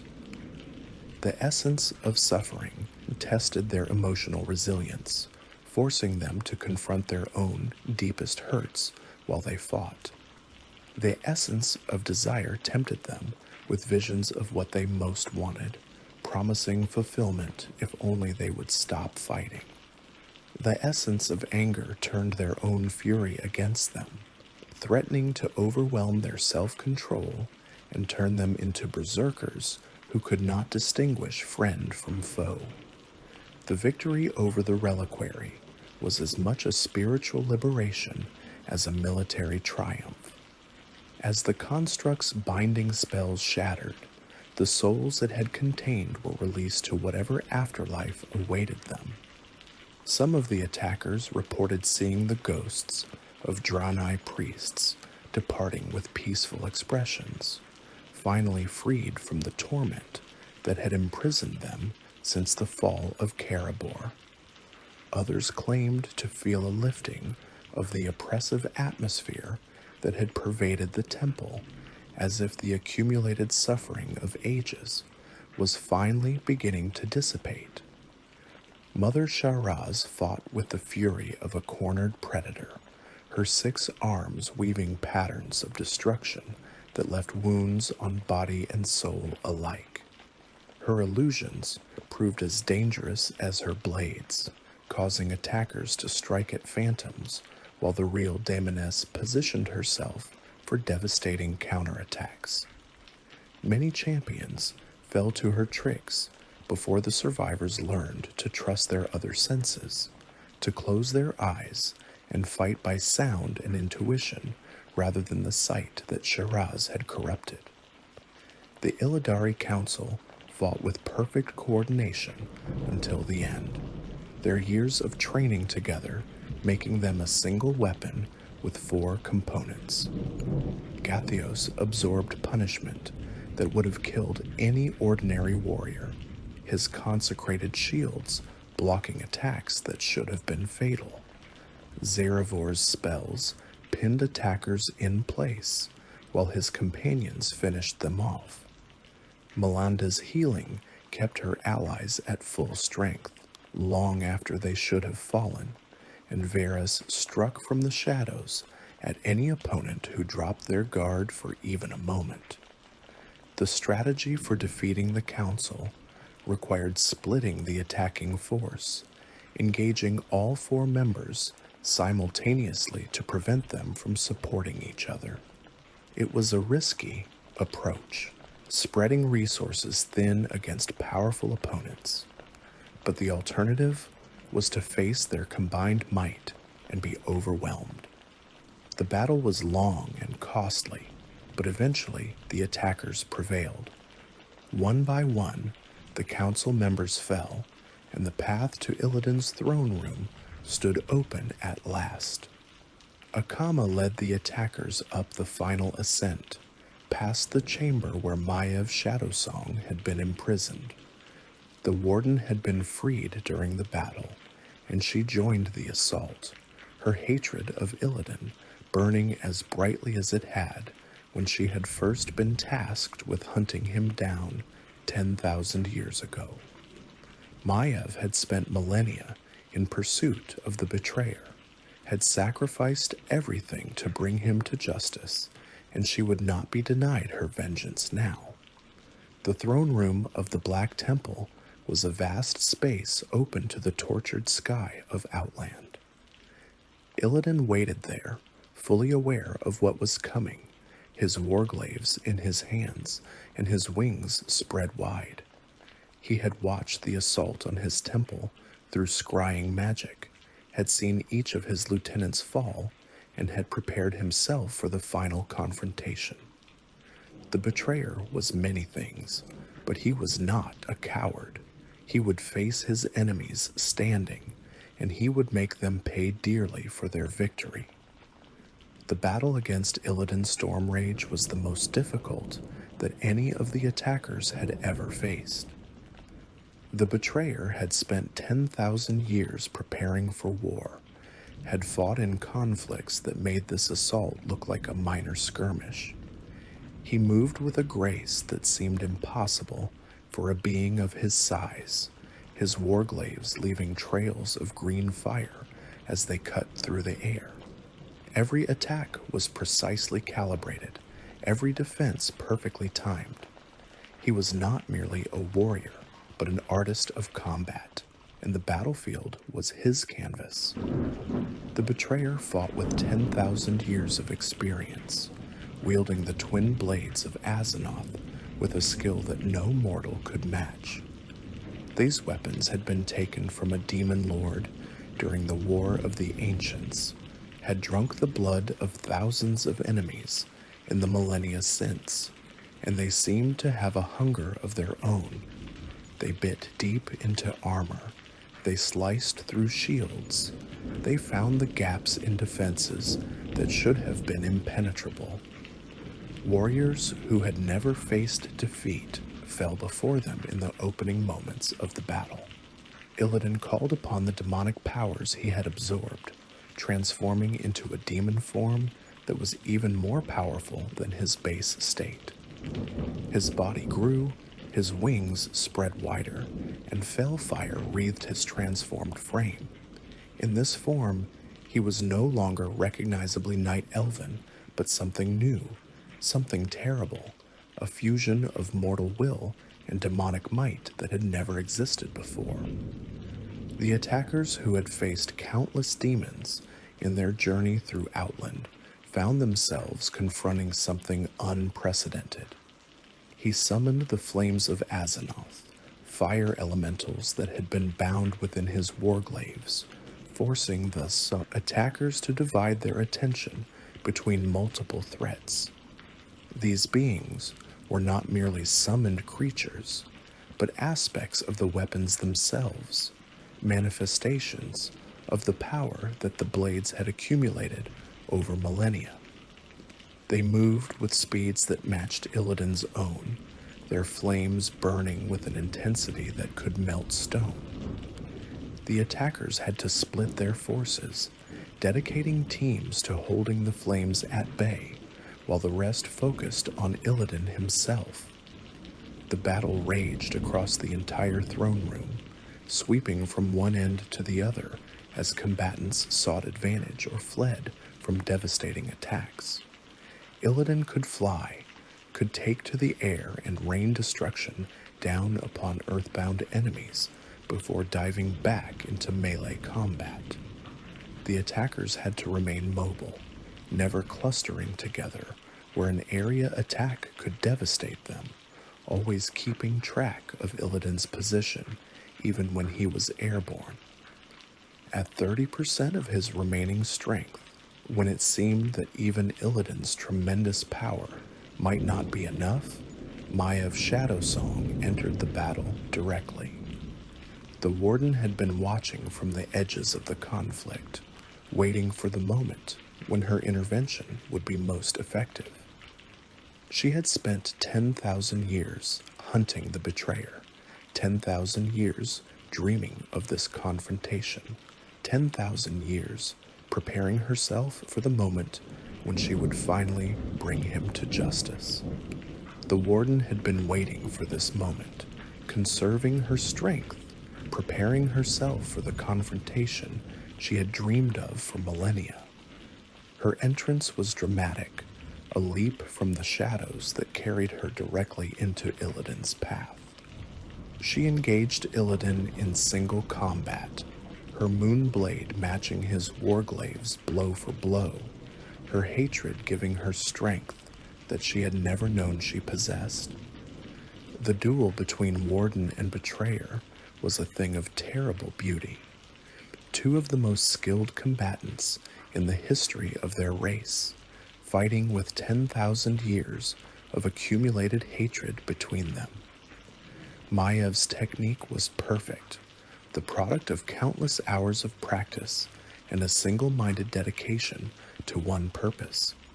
Illidan's was intuitive, the natural genius of one born to fight, amplified by demonic power. Neither could land a decisive blow, but neither would yield an inch. The battle reached its climax in a moment of terrible clarity. Illidan, wounded and exhausted, faced the attackers who had destroyed everything he had built. His lieutenants were dead, his armies scattered, his fortress fallen. The empire he had constructed in Outland was crumbling around him, and there was nothing he could do to save it. He could have surrendered, could have begged for mercy, could have tried to negotiate. He could have promised information about the Burning Legion in exchange for his life, could have offered to serve those who had defeated him. Such a course might have preserved his existence, might have given him time to recover and rebuild.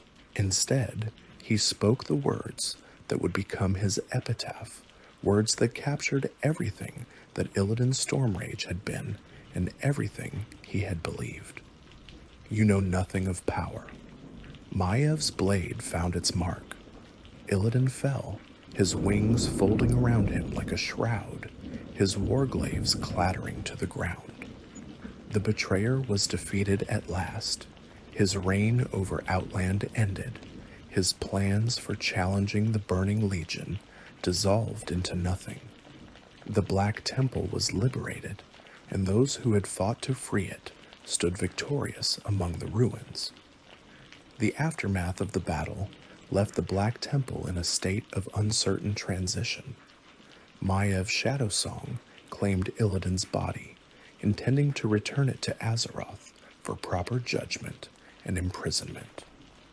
The Warden had not killed the betrayer outright, but had captured him, bound him in chains of arcane power that would hold even his tremendous strength. Illidan was not dead, but imprisoned, as he had been for 10,000 years before, this time with Maiev as his personal jailer.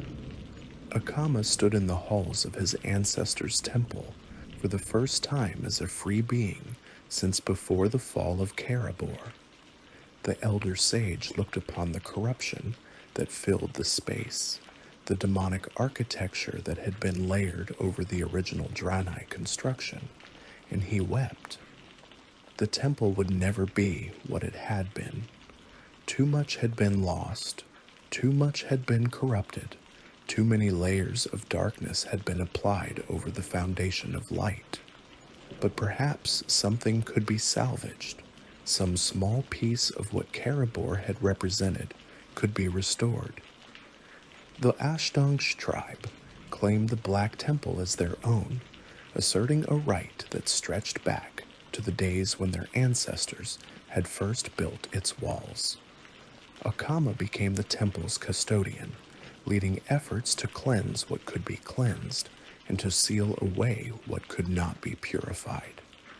The work would take generations, if it could be completed at all, but the broken were a patient people who had learned to measure time in centuries rather than years. The forces that had assaulted the temple withdrew, their mission accomplished. The Alliance and the Horde had eliminated a potential threat to their interests in Outland. The Shatar had seen justice done to one who had corrupted a site sacred to the light. Maiev had finally captured the prey she had hunted across worlds and through millennia. Each faction had achieved its goals, though the cost had been high and the future remained uncertain. Years passed, and the Black Temple settled into a kind of dormancy. The Burning Legion's attention was focused elsewhere, particularly on the invasion of Azeroth that would culminate in the war against the Burning Crusade. Outland itself became a backwater, a shattered realm of declining strategic importance as the war moved to other fronts. The temple's halls, once filled with the sounds of battle and dark ritual, grew quiet, populated only by the Ashtong who tended to their endless work of restoration. The work of cleansing the temple proved even more difficult than Akama had feared. The corruption that had accumulated over millennia had soaked into the very stones of the structure, could not be simply washed away with holy water or banished with prayers. The Ashtong had to approach the restoration methodically, room by room, removing the physical artifacts of corruption before addressing the spiritual contamination that lingered beneath. Some chambers could not be cleansed at all. The Reliquary of Souls had left behind a psychic wound that resisted every attempt at healing, an area where sensitive individuals reported overwhelming feelings of despair and rage. The libraries where Terran Gorfiend had conducted his research were so thoroughly contaminated with dark magic that the Ashtonge eventually sealed them entirely, accepting that some knowledge was too dangerous to be preserved even in quarantine. The outer areas of the temple responded better to restoration efforts. The training grounds where Supremus had stood guard were cleared of Ethel corruption and replanted with vegetation native to Old Draenor, seeds that the Ashtong had preserved through all their years of exile. The flooded chambers where Nagintus had made his domain were drained and allowed to dry, the water having become too corrupted for any use. Akama spent much of his time in what had been the Shade's chamber, the space where his soul had been imprisoned for so long. He meditated there, seeking to understand the experience he had endured and to find some meaning in the suffering. Other broken joined him sometimes, those who had lost their own connection to the light during the years of exile, hoping that whatever wisdom Akama found might help them as well. The draenei of Shatrath sent emissaries to the Black Temple, offering assistance in the restoration and seeking to establish relations with the Ashtong. These overtures were received with mixed feelings. Some of the broken welcomed the chance to reconnect with their uncorrupted kin, to perhaps find a way back to the community they had lost. Others resented the implication that they needed help, that they were somehow lesser than the draenei who had not been mutated by the fell energies of Outland. But Illidan's story was not over. Unbeknownst to most, the betrayer had prepared for the possibility of his defeat. The demon hunters he had trained, the Illidari who had followed him through centuries of war against the Legion, had been placed in stasis before the assault on the Black Temple. These warriors waited in hidden vaults across Outland, preserved against the day when they might be needed again. And the body that Maiev had claimed was not as defeated as she believed. The stasis vaults were scattered across Outland and beyond, hidden in locations that only Illidan and his most trusted lieutenants had known. Some were buried beneath the sands of Tanaris, others concealed in the peaks of Storm Peaks, still others hidden in dimensional pockets that existed alongside but separate from the material world. The demon hunters within them slept on, unaware that their master had fallen, dreaming whatever dreams came to those who had sacrificed so much in the war against the Legion. When the Burning Legion launched its final assault on Azeroth, the invasion that would be known as the Third Legion invasion, or simply Legion, the situation changed dramatically. The demons poured through portals across the world, their numbers greater than any previous invasion, their coordination more precise, their determination absolute. The armies of Azeroth found themselves fighting on multiple fronts simultaneously, struggling to contain a threat that seemed to grow stronger with each passing day. The demon hunters of the Illidari were awakened to help fight against the demonic hordes, their unique abilities proving invaluable against the Legion's forces. These warriors had sacrificed their sight to gain spectral vision, had consumed demonic souls to gain power over their enemies, had endured tortures that would have destroyed lesser beings. They emerged from their stasis vaults, disoriented but ready to fight, their hatred of the Legion undimmed by the years they had spent in suspended animation. Illidan himself was eventually freed from his imprisonment through a series of events that seemed almost destined to occur. The Naru Zera, who believed that Illidan was destined to play a crucial role in defeating the Legion, facilitated his resurrection and restoration to full power. The process was controversial, requiring the cooperation of forces that had once fought against the betrayer, but the desperation of the situation overrode old grudges and resentments. Illidan's return was controversial among those who remembered his crimes. Many who had fought to defeat him at the Black Temple found it difficult to accept him as an ally. The champions who had stormed his fortress, who had watched friends die at his hands, who had celebrated his fall as a great victory, now had to work alongside him as if none of that had happened. The betrayer made no apologies for his past actions and seemed to expect none from those who had opposed him. But the betrayer had never cared about others' opinions.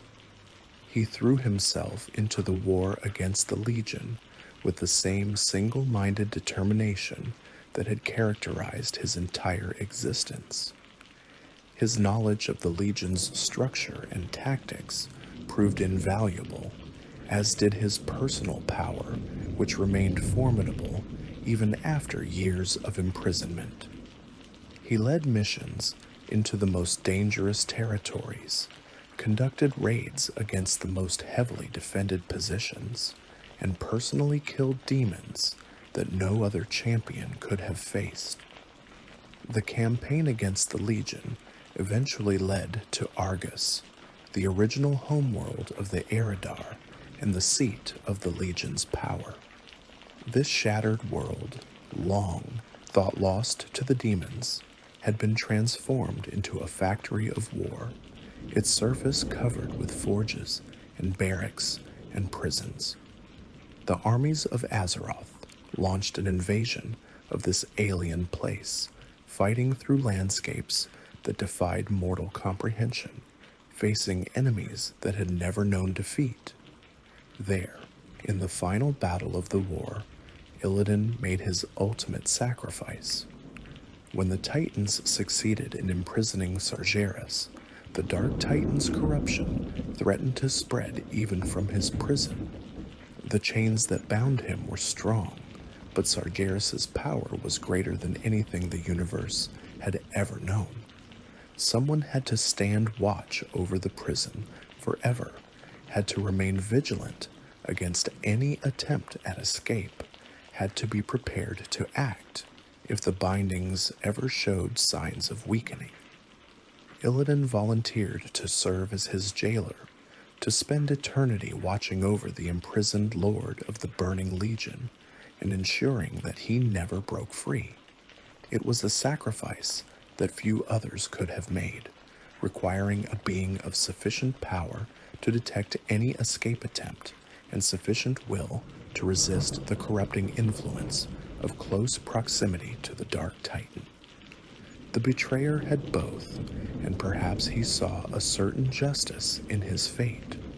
He had spent his life fighting the Legion, had sacrificed everything in pursuit of their destruction. Now he would spend eternity ensuring that their master never threatened the universe again. The betrayer became the eternal warden, his fate bound forever to the enemy he had spent his life fighting. Some say that Illidan found a kind of peace in this role, that the endless vigil gave him a purpose that redeemed the questionable choices of his past. Others believe that he remains as conflicted as ever, watching over Sargeras not out of duty, but out of the same hatred that had driven him for 10,000 years. Whatever the truth, Illidan Stormrage will be remembered as many things, but his final act was one of selfless sacrifice for a universe that had often misunderstood him. The Black Temple today stands as a monument to all that has transpired within its walls.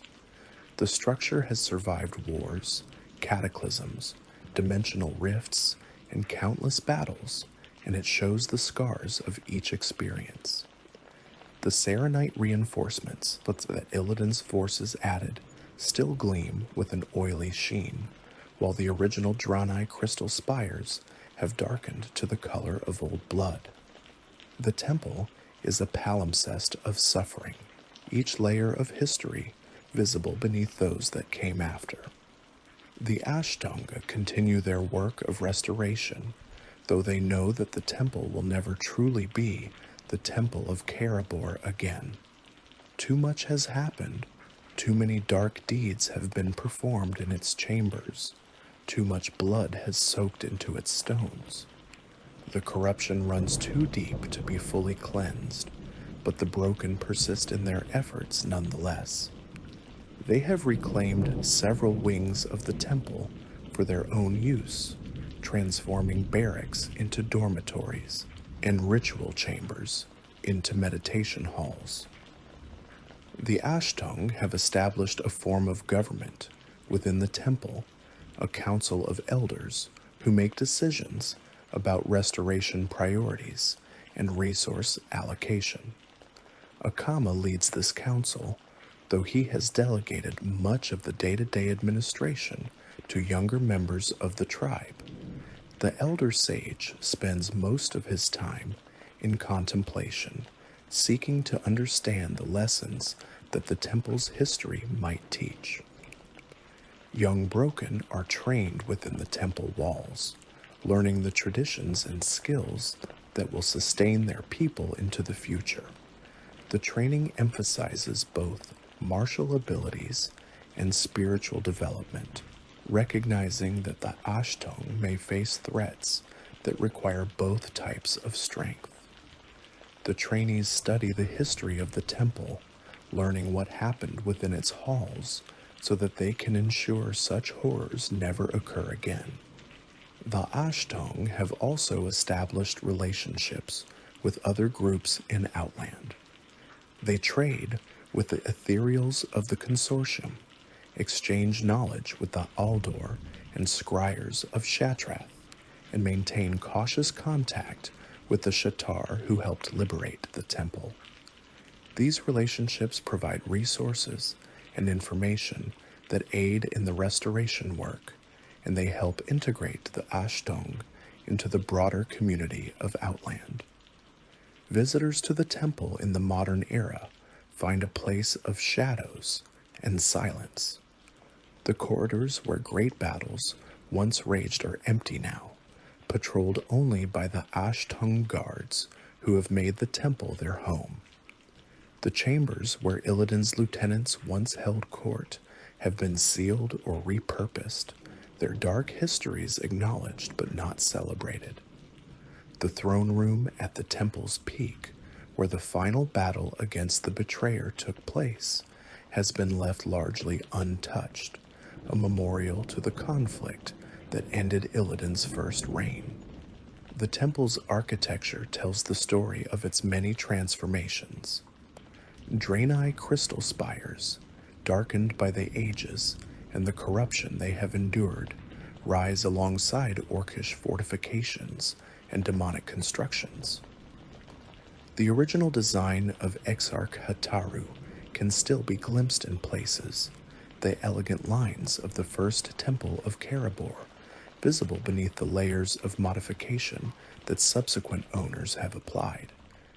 Each conqueror has left their mark, creating a structure that is less a unified building than an archaeological record of Outland's troubled history.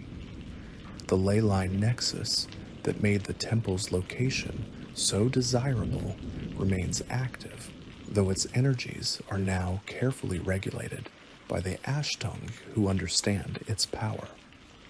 The Naru's fall at Karabor, the blood curse rituals that took place in its courtyard, the dark magic that Illidan wielded from its chambers, all of these have left traces in the flows of power that run beneath the temple.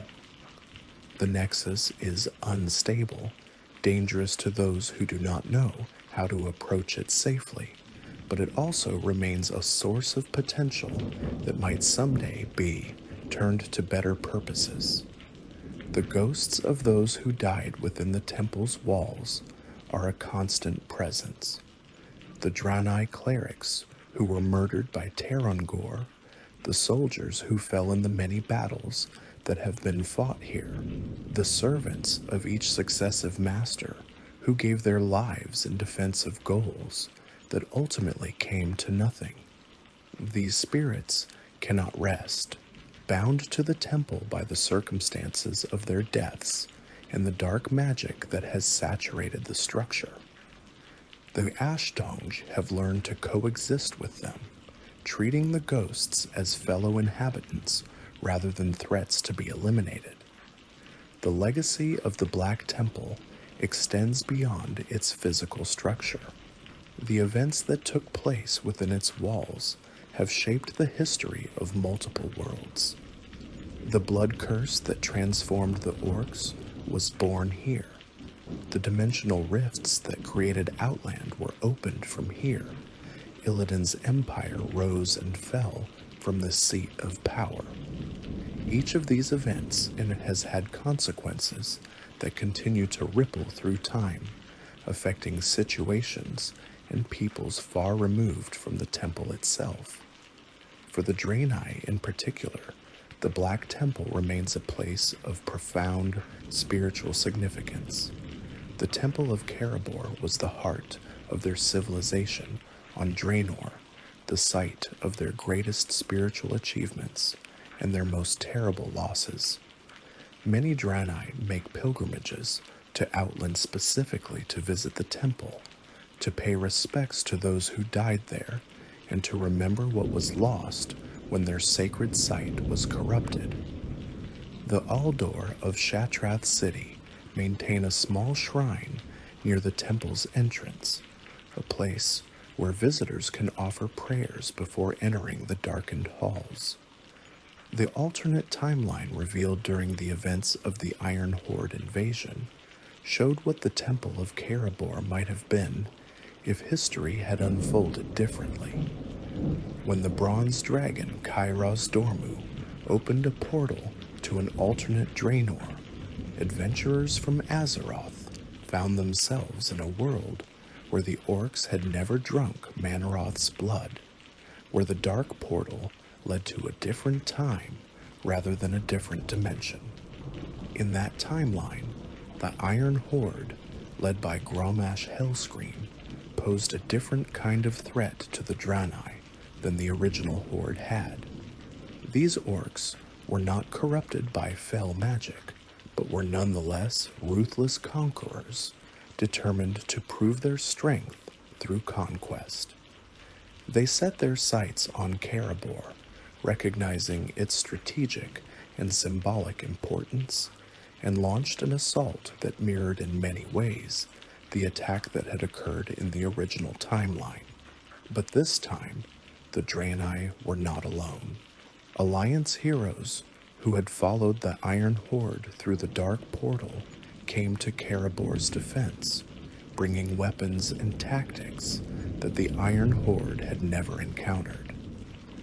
They worked alongside the draenei defenders, combining the disciplined formations of Azerothian military training with the spiritual power of the priests of Karabor.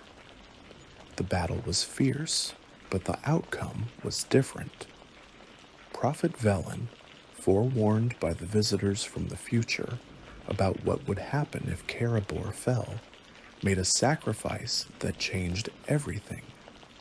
When Ner'zhul attempted to summon the Dark Star, as his counterpart had done in the original timeline, Velen intervened directly. The prophet used his own life force to purify Kara, to restore the corrupted Naru to its original form, preventing the catastrophe that had destroyed Karabor in the original timeline. The alternate Karabor remained a beacon of light, its spires gleaming with holy radiance, rather than the shadows that cloak its counterpart in our timeline. The draenei of that reality never experienced the fall of their sacred site, never saw their civilization destroyed, never suffered the mutations that created the broken. Their Karabor continued to serve as a center of worship and learning, a place where the light was honored and the traditions of the Eridar before their corruption were preserved. Seeing what the temple could have been makes its current state all the more tragic for those who remember its original glory. Visitors from Azeroth who experienced the alternate Karabor returned to Outland with a new appreciation for what had been lost. They saw the contrast between the gleaming spires of the alternate timeline and the darkened ruins of our own, and they understood the depth of the tragedy that had occurred when Karabor fell. That knowledge has informed the restoration efforts, providing a vision of what the temple might someday become again if the corruption can ever be fully cleansed. The bosses and guardians who once defended the Black Temple have become legendary figures in the stories told about the Burning Crusade era. Veterans of the assault tell tales of these enemies to younger adventurers, their accounts growing more elaborate with each telling, but always grounded in the genuine terror and triumph of the original battles. High Warlord Najintus is remembered as the first obstacle that raiders faced, his massive form emerging from the flooded chambers to challenge all who sought entry. The tactics developed to defeat him, the coordination required to overcome his devastating attacks, became templates for the challenges that would follow. Veterans describe the cold of his chamber, the disorientation of fighting in waist-deep water, the moment of panic when his spine shield erected and only perfect execution could prevent a wipe. The raiders who survived Najintus speak of the relief they felt when the Naga Lord finally fell, only to realize that the true challenges were still ahead. The temple seemed to grow more hostile as they advanced, each new boss presenting obstacles that required fresh strategies and renewed determination. The flooded entrance had been merely a preview of what Illidan had prepared for any who dared to challenge him. Supremus remains one of the most visually striking bosses ever created for a raid. Instance, his enormous infernal form dominating the courtyard where he stood guard. Veterans of the battle remember looking up at the creature for the first time, the way its flames illuminated the corrupted courtyard, the waves of heat that washed over them even before combat began. The infernal was so large that it was difficult to comprehend the scale, difficult to believe that any force of mortals could bring such a being down. The chase phases of his encounter, where raiders had to flee from his focused attacks while continuing to deal damage, introduced mechanical complexity that would influence boss design for years to come. When Supremus fixated on a target, that individual had to run for their life while their companions continued the attack. The experience of being chased by something so massive, of hearing its footsteps shake the ground behind you, of feeling the heat of its flames on your back, was something that stayed with those who experienced it. His fall cleared the way to the temple's interior, a milestone that marked the beginning of the assault's most difficult stages. The courtyard fell silent after Supremus crashed to the ground, the sudden absence of his roaring flames creating an almost uncomfortable quiet. Raiders took a moment to catch their breath, to restore their resources, and to steel themselves for what lay ahead. The outer defenses were breached. Now the real work began. The Shade of Akama encounter was unique in its narrative complexity, telling a story of betrayal and redemption within the mechanics of the fight itself. When raiders entered the chamber and found Akama himself waiting for them, many were confused. They had been told that Akama was an enemy, a servant of Illidan who needed to be defeated. But the Elder Sage's first words revealed the truth that had been hidden from all but a few. Akama's presence in the battle, his eventual liberation, and the revelation of the Ash-Tongue Deathsworn's true loyalties transformed what could have been a simple boss fight into a dramatic turning point in the assault. The moment when the Ash-Tongue threw off their disguises and joined the attack against the Shade was a turning point not just in the battle, but in the entire narrative of the temple.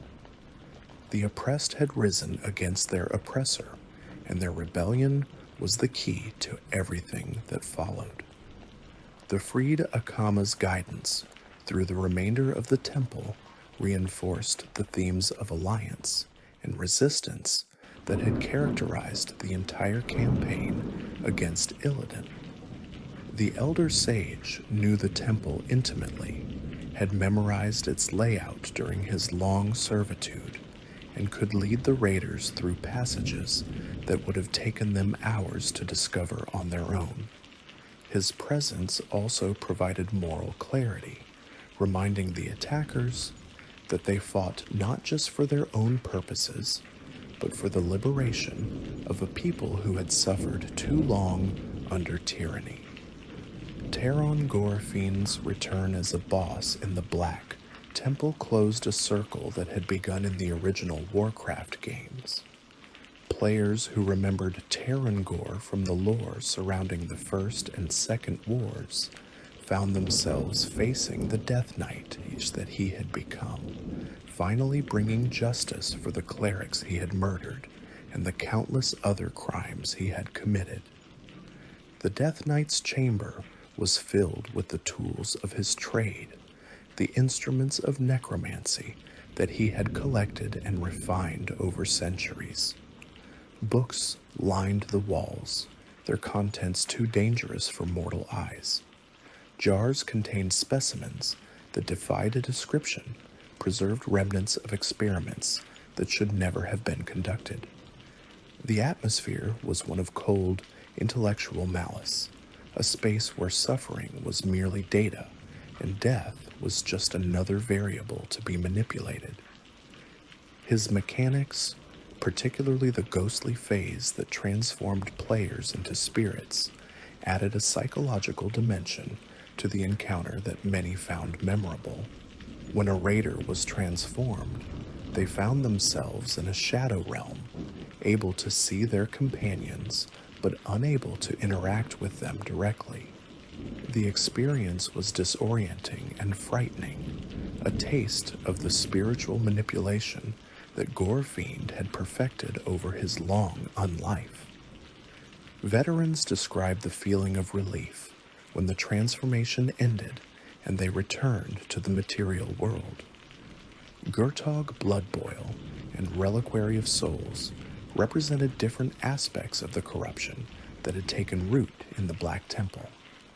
Gurtog was fell addiction given physical form, a warning about the dangers of the power that both orcs and blood elves had embraced. His chamber reeked of demonic blood, the substance coating the walls and pooling on the floor, the very air saturated with its corrupting influence.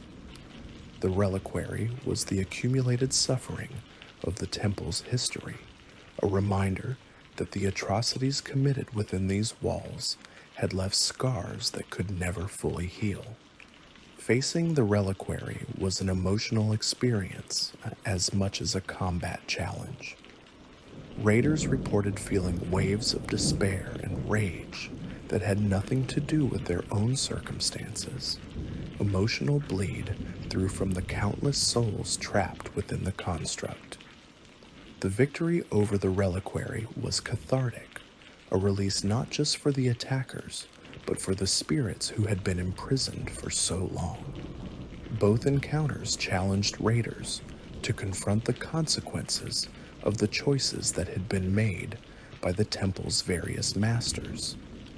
The corruption that filled the Black Temple was not abstract, not distant, not something that could be ignored or explained away. It was present in every chamber, woven into the very fabric of the structure, a constant reminder of the price that had been paid for the power that various masters had sought. Mother Shiraz and the Illidari Council served as the final guardians before Illidan himself, the last line of defense for a master who had run out of other options. These encounters required raiders to demonstrate that they had mastered all the lessons that the earlier bosses had taught. Those who could not coordinate, could not adapt, could not maintain focus under pressure would fail here and never reach the betrayer himself. Shiraz's Halls of Illusions tested raiders' ability to navigate deception, to trust senses other than sight, to maintain spatial awareness when the very geometry of the space seemed to shift and change. The Daemoness was a master of psychological warfare, using her illusions not just to confuse but to demoralize. She would project images of fallen comrades, would create phantom enemies that drew attention from the real threat, would make the exit seem to move just out of reach. Only those who had learned to see through deception could hope to prevail. The Council's coordinated assault tested raiders' ability to manage multiple threats simultaneously, to divide attention without losing focus, to support multiple sub-teams while maintaining overall coordination.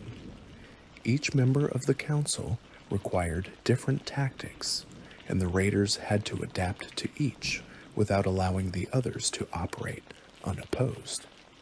It was a test of leadership as much as individual skill, requiring someone to maintain the big picture while everyone else focused on their assigned tasks. The progression through these final encounters built tension toward the ultimate confrontation, ensuring that the battle against Illidan would feel like the climax it was meant to be. By the time raiders reached the throne room, they had overcome every challenge the temple could present. They had proven themselves against enemies of every type, had demonstrated adaptability, coordination, and sheer determination. They had earned the right to face the betrayer himself. The Illidan encounter itself remains one of the most celebrated boss fights in World of Warcraft history. From the moment raiders entered the throne room and saw Illidan waiting for them, wings spread against the tortured sky of Outland, they knew they were facing something special. The betrayer acknowledged their arrival with a speech that set the tone for everything that followed, dismissing their accomplishments while promising to show them what true power looked like. The multiple phases of the encounter kept raiders off balance, requiring them to adapt to changing circumstances while maintaining the pressure that would eventually bring Illidan down. The ground phase tested their ability to handle a devastatingly powerful melee combatant. The air phase required them to deal with ranged threats while avoiding the fire rains that swept across the platform. The demon form phase pushed them to their absolute limits, facing a being whose power exceeded anything they had previously encountered.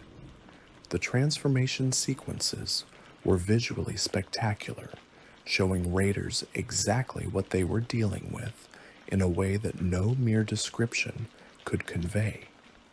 Watching Illidan shift from his base form to his demon form, seeing his wings spread and his horns grow, feeling the wave of fell power that accompanied the transformation, was an experience that stayed with those who witnessed it. The appearance of Maev's Shadow Song to aid in the final push provided narrative closure to a story that had been building since the War of the Ancients. The Warden's entrance was dramatic, her leap into battle accompanied by a cry of vengeance that echoed across the throne room. Her presence transformed the encounter from a simple raid boss fight into something that felt like the culmination of millennia of history. Illidan's dialogue during the fight, his defiance even in defeat, his final words about power and destiny have become iconic moments that players remember years after they first experienced them. The phrase, "You are not prepared," became a meme that transcended the game itself, entering the broader vocabulary of gaming culture.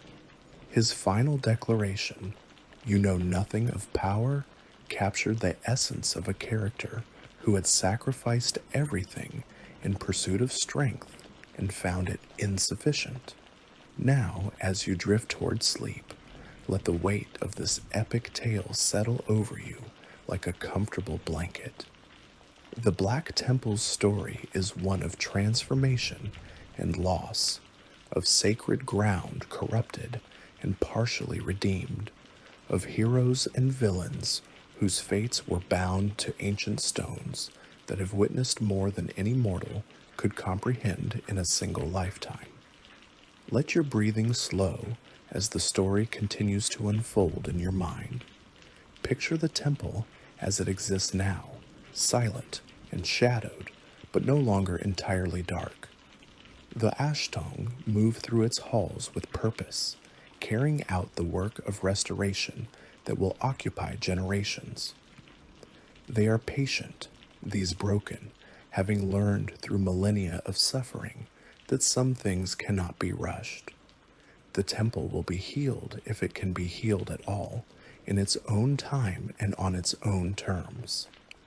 Think of the Temple of Karabor as it was in its glory, the gleaming spires rising toward a sky that had not yet learned to weep. Picture the draenei pilgrims making their way along the path of the light, their hearts filled with devotion, their spirits lifted by the knowledge that they approached something sacred. Imagine the sound of hymns echoing through crystalline halls, the warmth of the light's presence filling every corner of the sacred space. Think of the draenei who built it, who worshipped within it, who gave their lives defending it against darkness that they could not comprehend. Their sacrifice was not in vain. Though the temple fell, though their civilization was shattered, the draenei people survived, carrying with them the memory of what Karabor had been and the hope that someday, somehow, its light might shine again.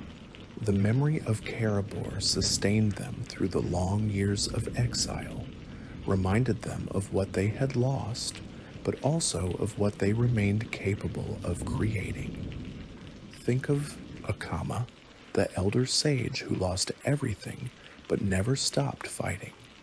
His story is one of patience and determination, of a spirit that could not be broken despite the torments it endured.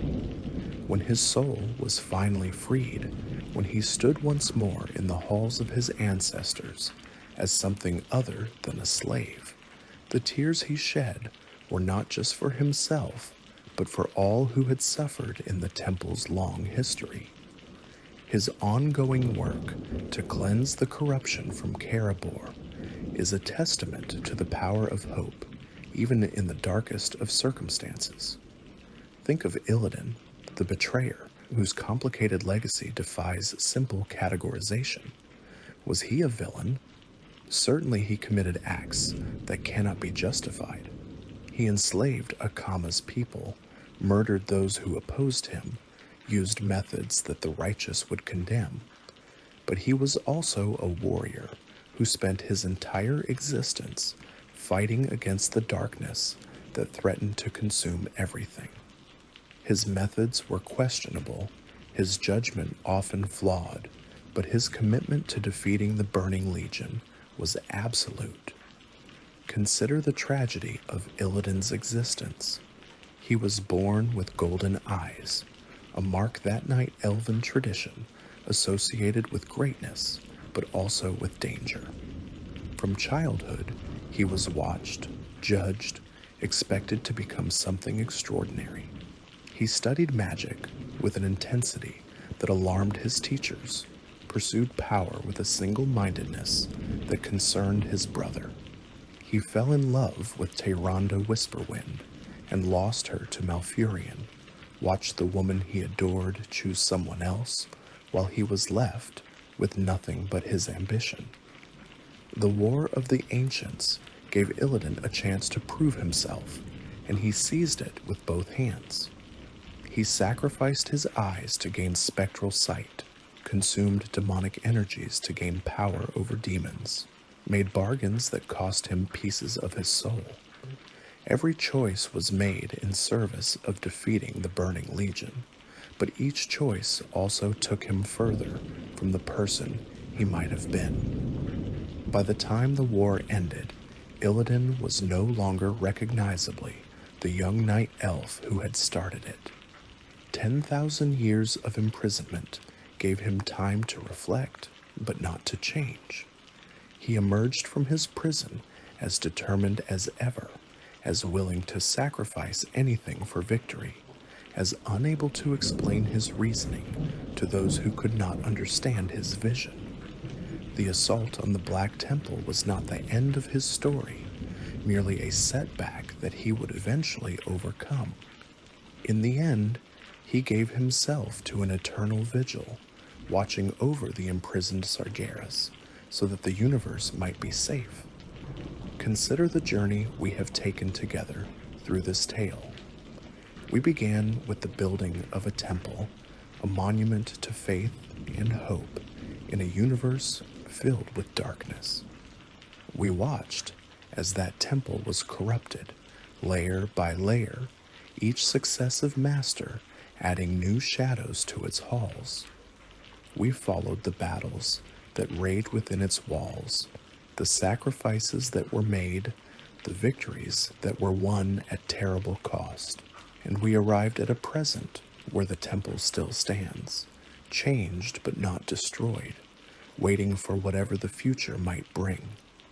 The Black Temple is more than a raid instance, more than a dungeon to be conquered for loot and glory. It is a symbol of the complex history that makes Warcraft's universe so compelling. Every stone has a story. Every corridor has witnessed events that shaped the destiny of worlds. The heroes who cleared its halls, the villains who fell within them, the neutral parties who simply tried to survive in the midst of conflicts they did not start. All of them have contributed to the temple's rich narrative heritage. Let your breathing slow as you consider these things. Feel the tension leave your body, the weight of the day's concerns lifting as you settle into rest. The battles of the Black Temple are over, the conflicts resolved, the story told. Whatever awaits you in your dreams, may it be free of the shadows that have haunted these halls. May you find peace in sleep, comfort in rest, and renewal in the quiet hours of the night. Imagine yourself standing at the entrance to the Black Temple as it exists today. The great gates stand open, no longer barred against invaders, and the Ashtong guards nod a welcome to visitors who come in peace. The air is cooler than you expected, the temperature regulated by the magical energies that still flow through the structure. The sounds of your footsteps echo off ancient stones, each step taking you deeper into history. The first thing you notice is the silence. The battles that once raged here have left no echoes, no lingering sounds of combat. The screams of the dying, the clash of weapons, the roar of magical energies, all have faded into memory. What remains is a stillness that feels almost sacred, a quietude that invites contemplation rather than conflict. As you walk through the halls, you see signs of the temple's many transformations. Here, a draenei crystal still glows with faint light, its radiance diminished but not extinguished. There, an orcish war banner hangs faded and torn, a relic of the time when the Horde claimed this place as their own. Further in, demonic architecture rises beside Serenite fortifications, each layer of construction telling its own part of the story. The Ashtong have placed markers throughout the temple, small plaques that identify significant locations and explain what happened there. Here is where the clerics were murdered by Tarongor. There is where Manaroth's blood was collected for the cursing of the orcs. In this chamber, Illidan bound Akama's soul to create the shade. Each marker is a reminder that history is not abstract, but happened in specific places to specific people. You find yourself in the throne room at last, the space where Illidan made his final stand. The sky of Outland is visible through the open roof, purple and green and perpetually troubled. The throne where the betrayer once sat remains in place, monument to ambition and power that ultimately proved insufficient. You stand where heroes once fought, where Maiev finally cornered her prey, where history turned on the edge of a blade. The temple stands silent now, its halls patrolled by those who have earned the right to call it home. The corruption lingers, but so does the memory of what the place once was and might someday be again. In the grand sweep of history, nothing is ever truly final. Darkness may fall, but light always finds a way to return. The cycle continues, as it has since the beginning, and as it will until the end of all things. Rest well, knowing that even the darkest chapters eventually come to a close, that even the most seemingly hopeless situations can turn towards something better. The Black Temple has witnessed the worst that existence has to offer, but it has also witnessed redemption, liberation, and the triumph of those who refused to surrender to despair. Let these thoughts carry you into slumber, a reminder that hope persists even in the shadows. Sleep now, and may your dreams be peaceful. May they be filled with light rather than darkness, with hope rather than despair, with the quiet certainty that comes from knowing you are exactly where you need to be. The story of the Black Temple has been told, its lessons preserved for those who would learn from them. Take what serves you, release what does not, and let the gentle embrace of sleep claim you for the night ahead.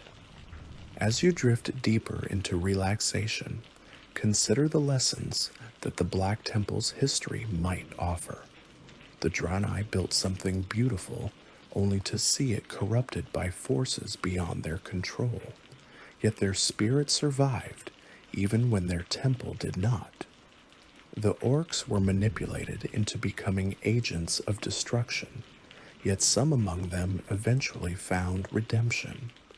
Illidan pursued power through methods that alienated everyone who might have helped him, yet his ultimate sacrifice served a greater good than his life ever had. These stories remind us that darkness is not permanent, that even the most corrupted places can be partially restored, that even the most conflicted individuals can find a moment of clarity. The Black Temple stands as proof that history is not a simple narrative of good versus evil, but a complex tapestry of choices and consequences, of errors and corrections, of falls and rises. The night is deep now, and the world is quiet. The stars shine overhead, each one a reminder that the universe is vast beyond comprehension, and that our troubles, however significant they may seem, are small against the cosmic scale. The same stars that shone over the Temple of Karabor when it was first built still shine over the Black Temple today, unchanging witnesses to the drama of mortal existence. Let the rhythm of your breathing carry you into slumber. In and out, slow and steady, each breath taking you deeper into rest. The story is finished, but its themes continue to resonate. Faith and corruption, hope and despair, sacrifice and redemption. These are the threads that run through the Black Temple's history and through so many of the tales we tell ourselves. The draenei who built Karabor believed in something greater than themselves, and that belief sustained them through unimaginable hardship. The broken who now restore the temple carry that same faith, transformed by experience, but not extinguished.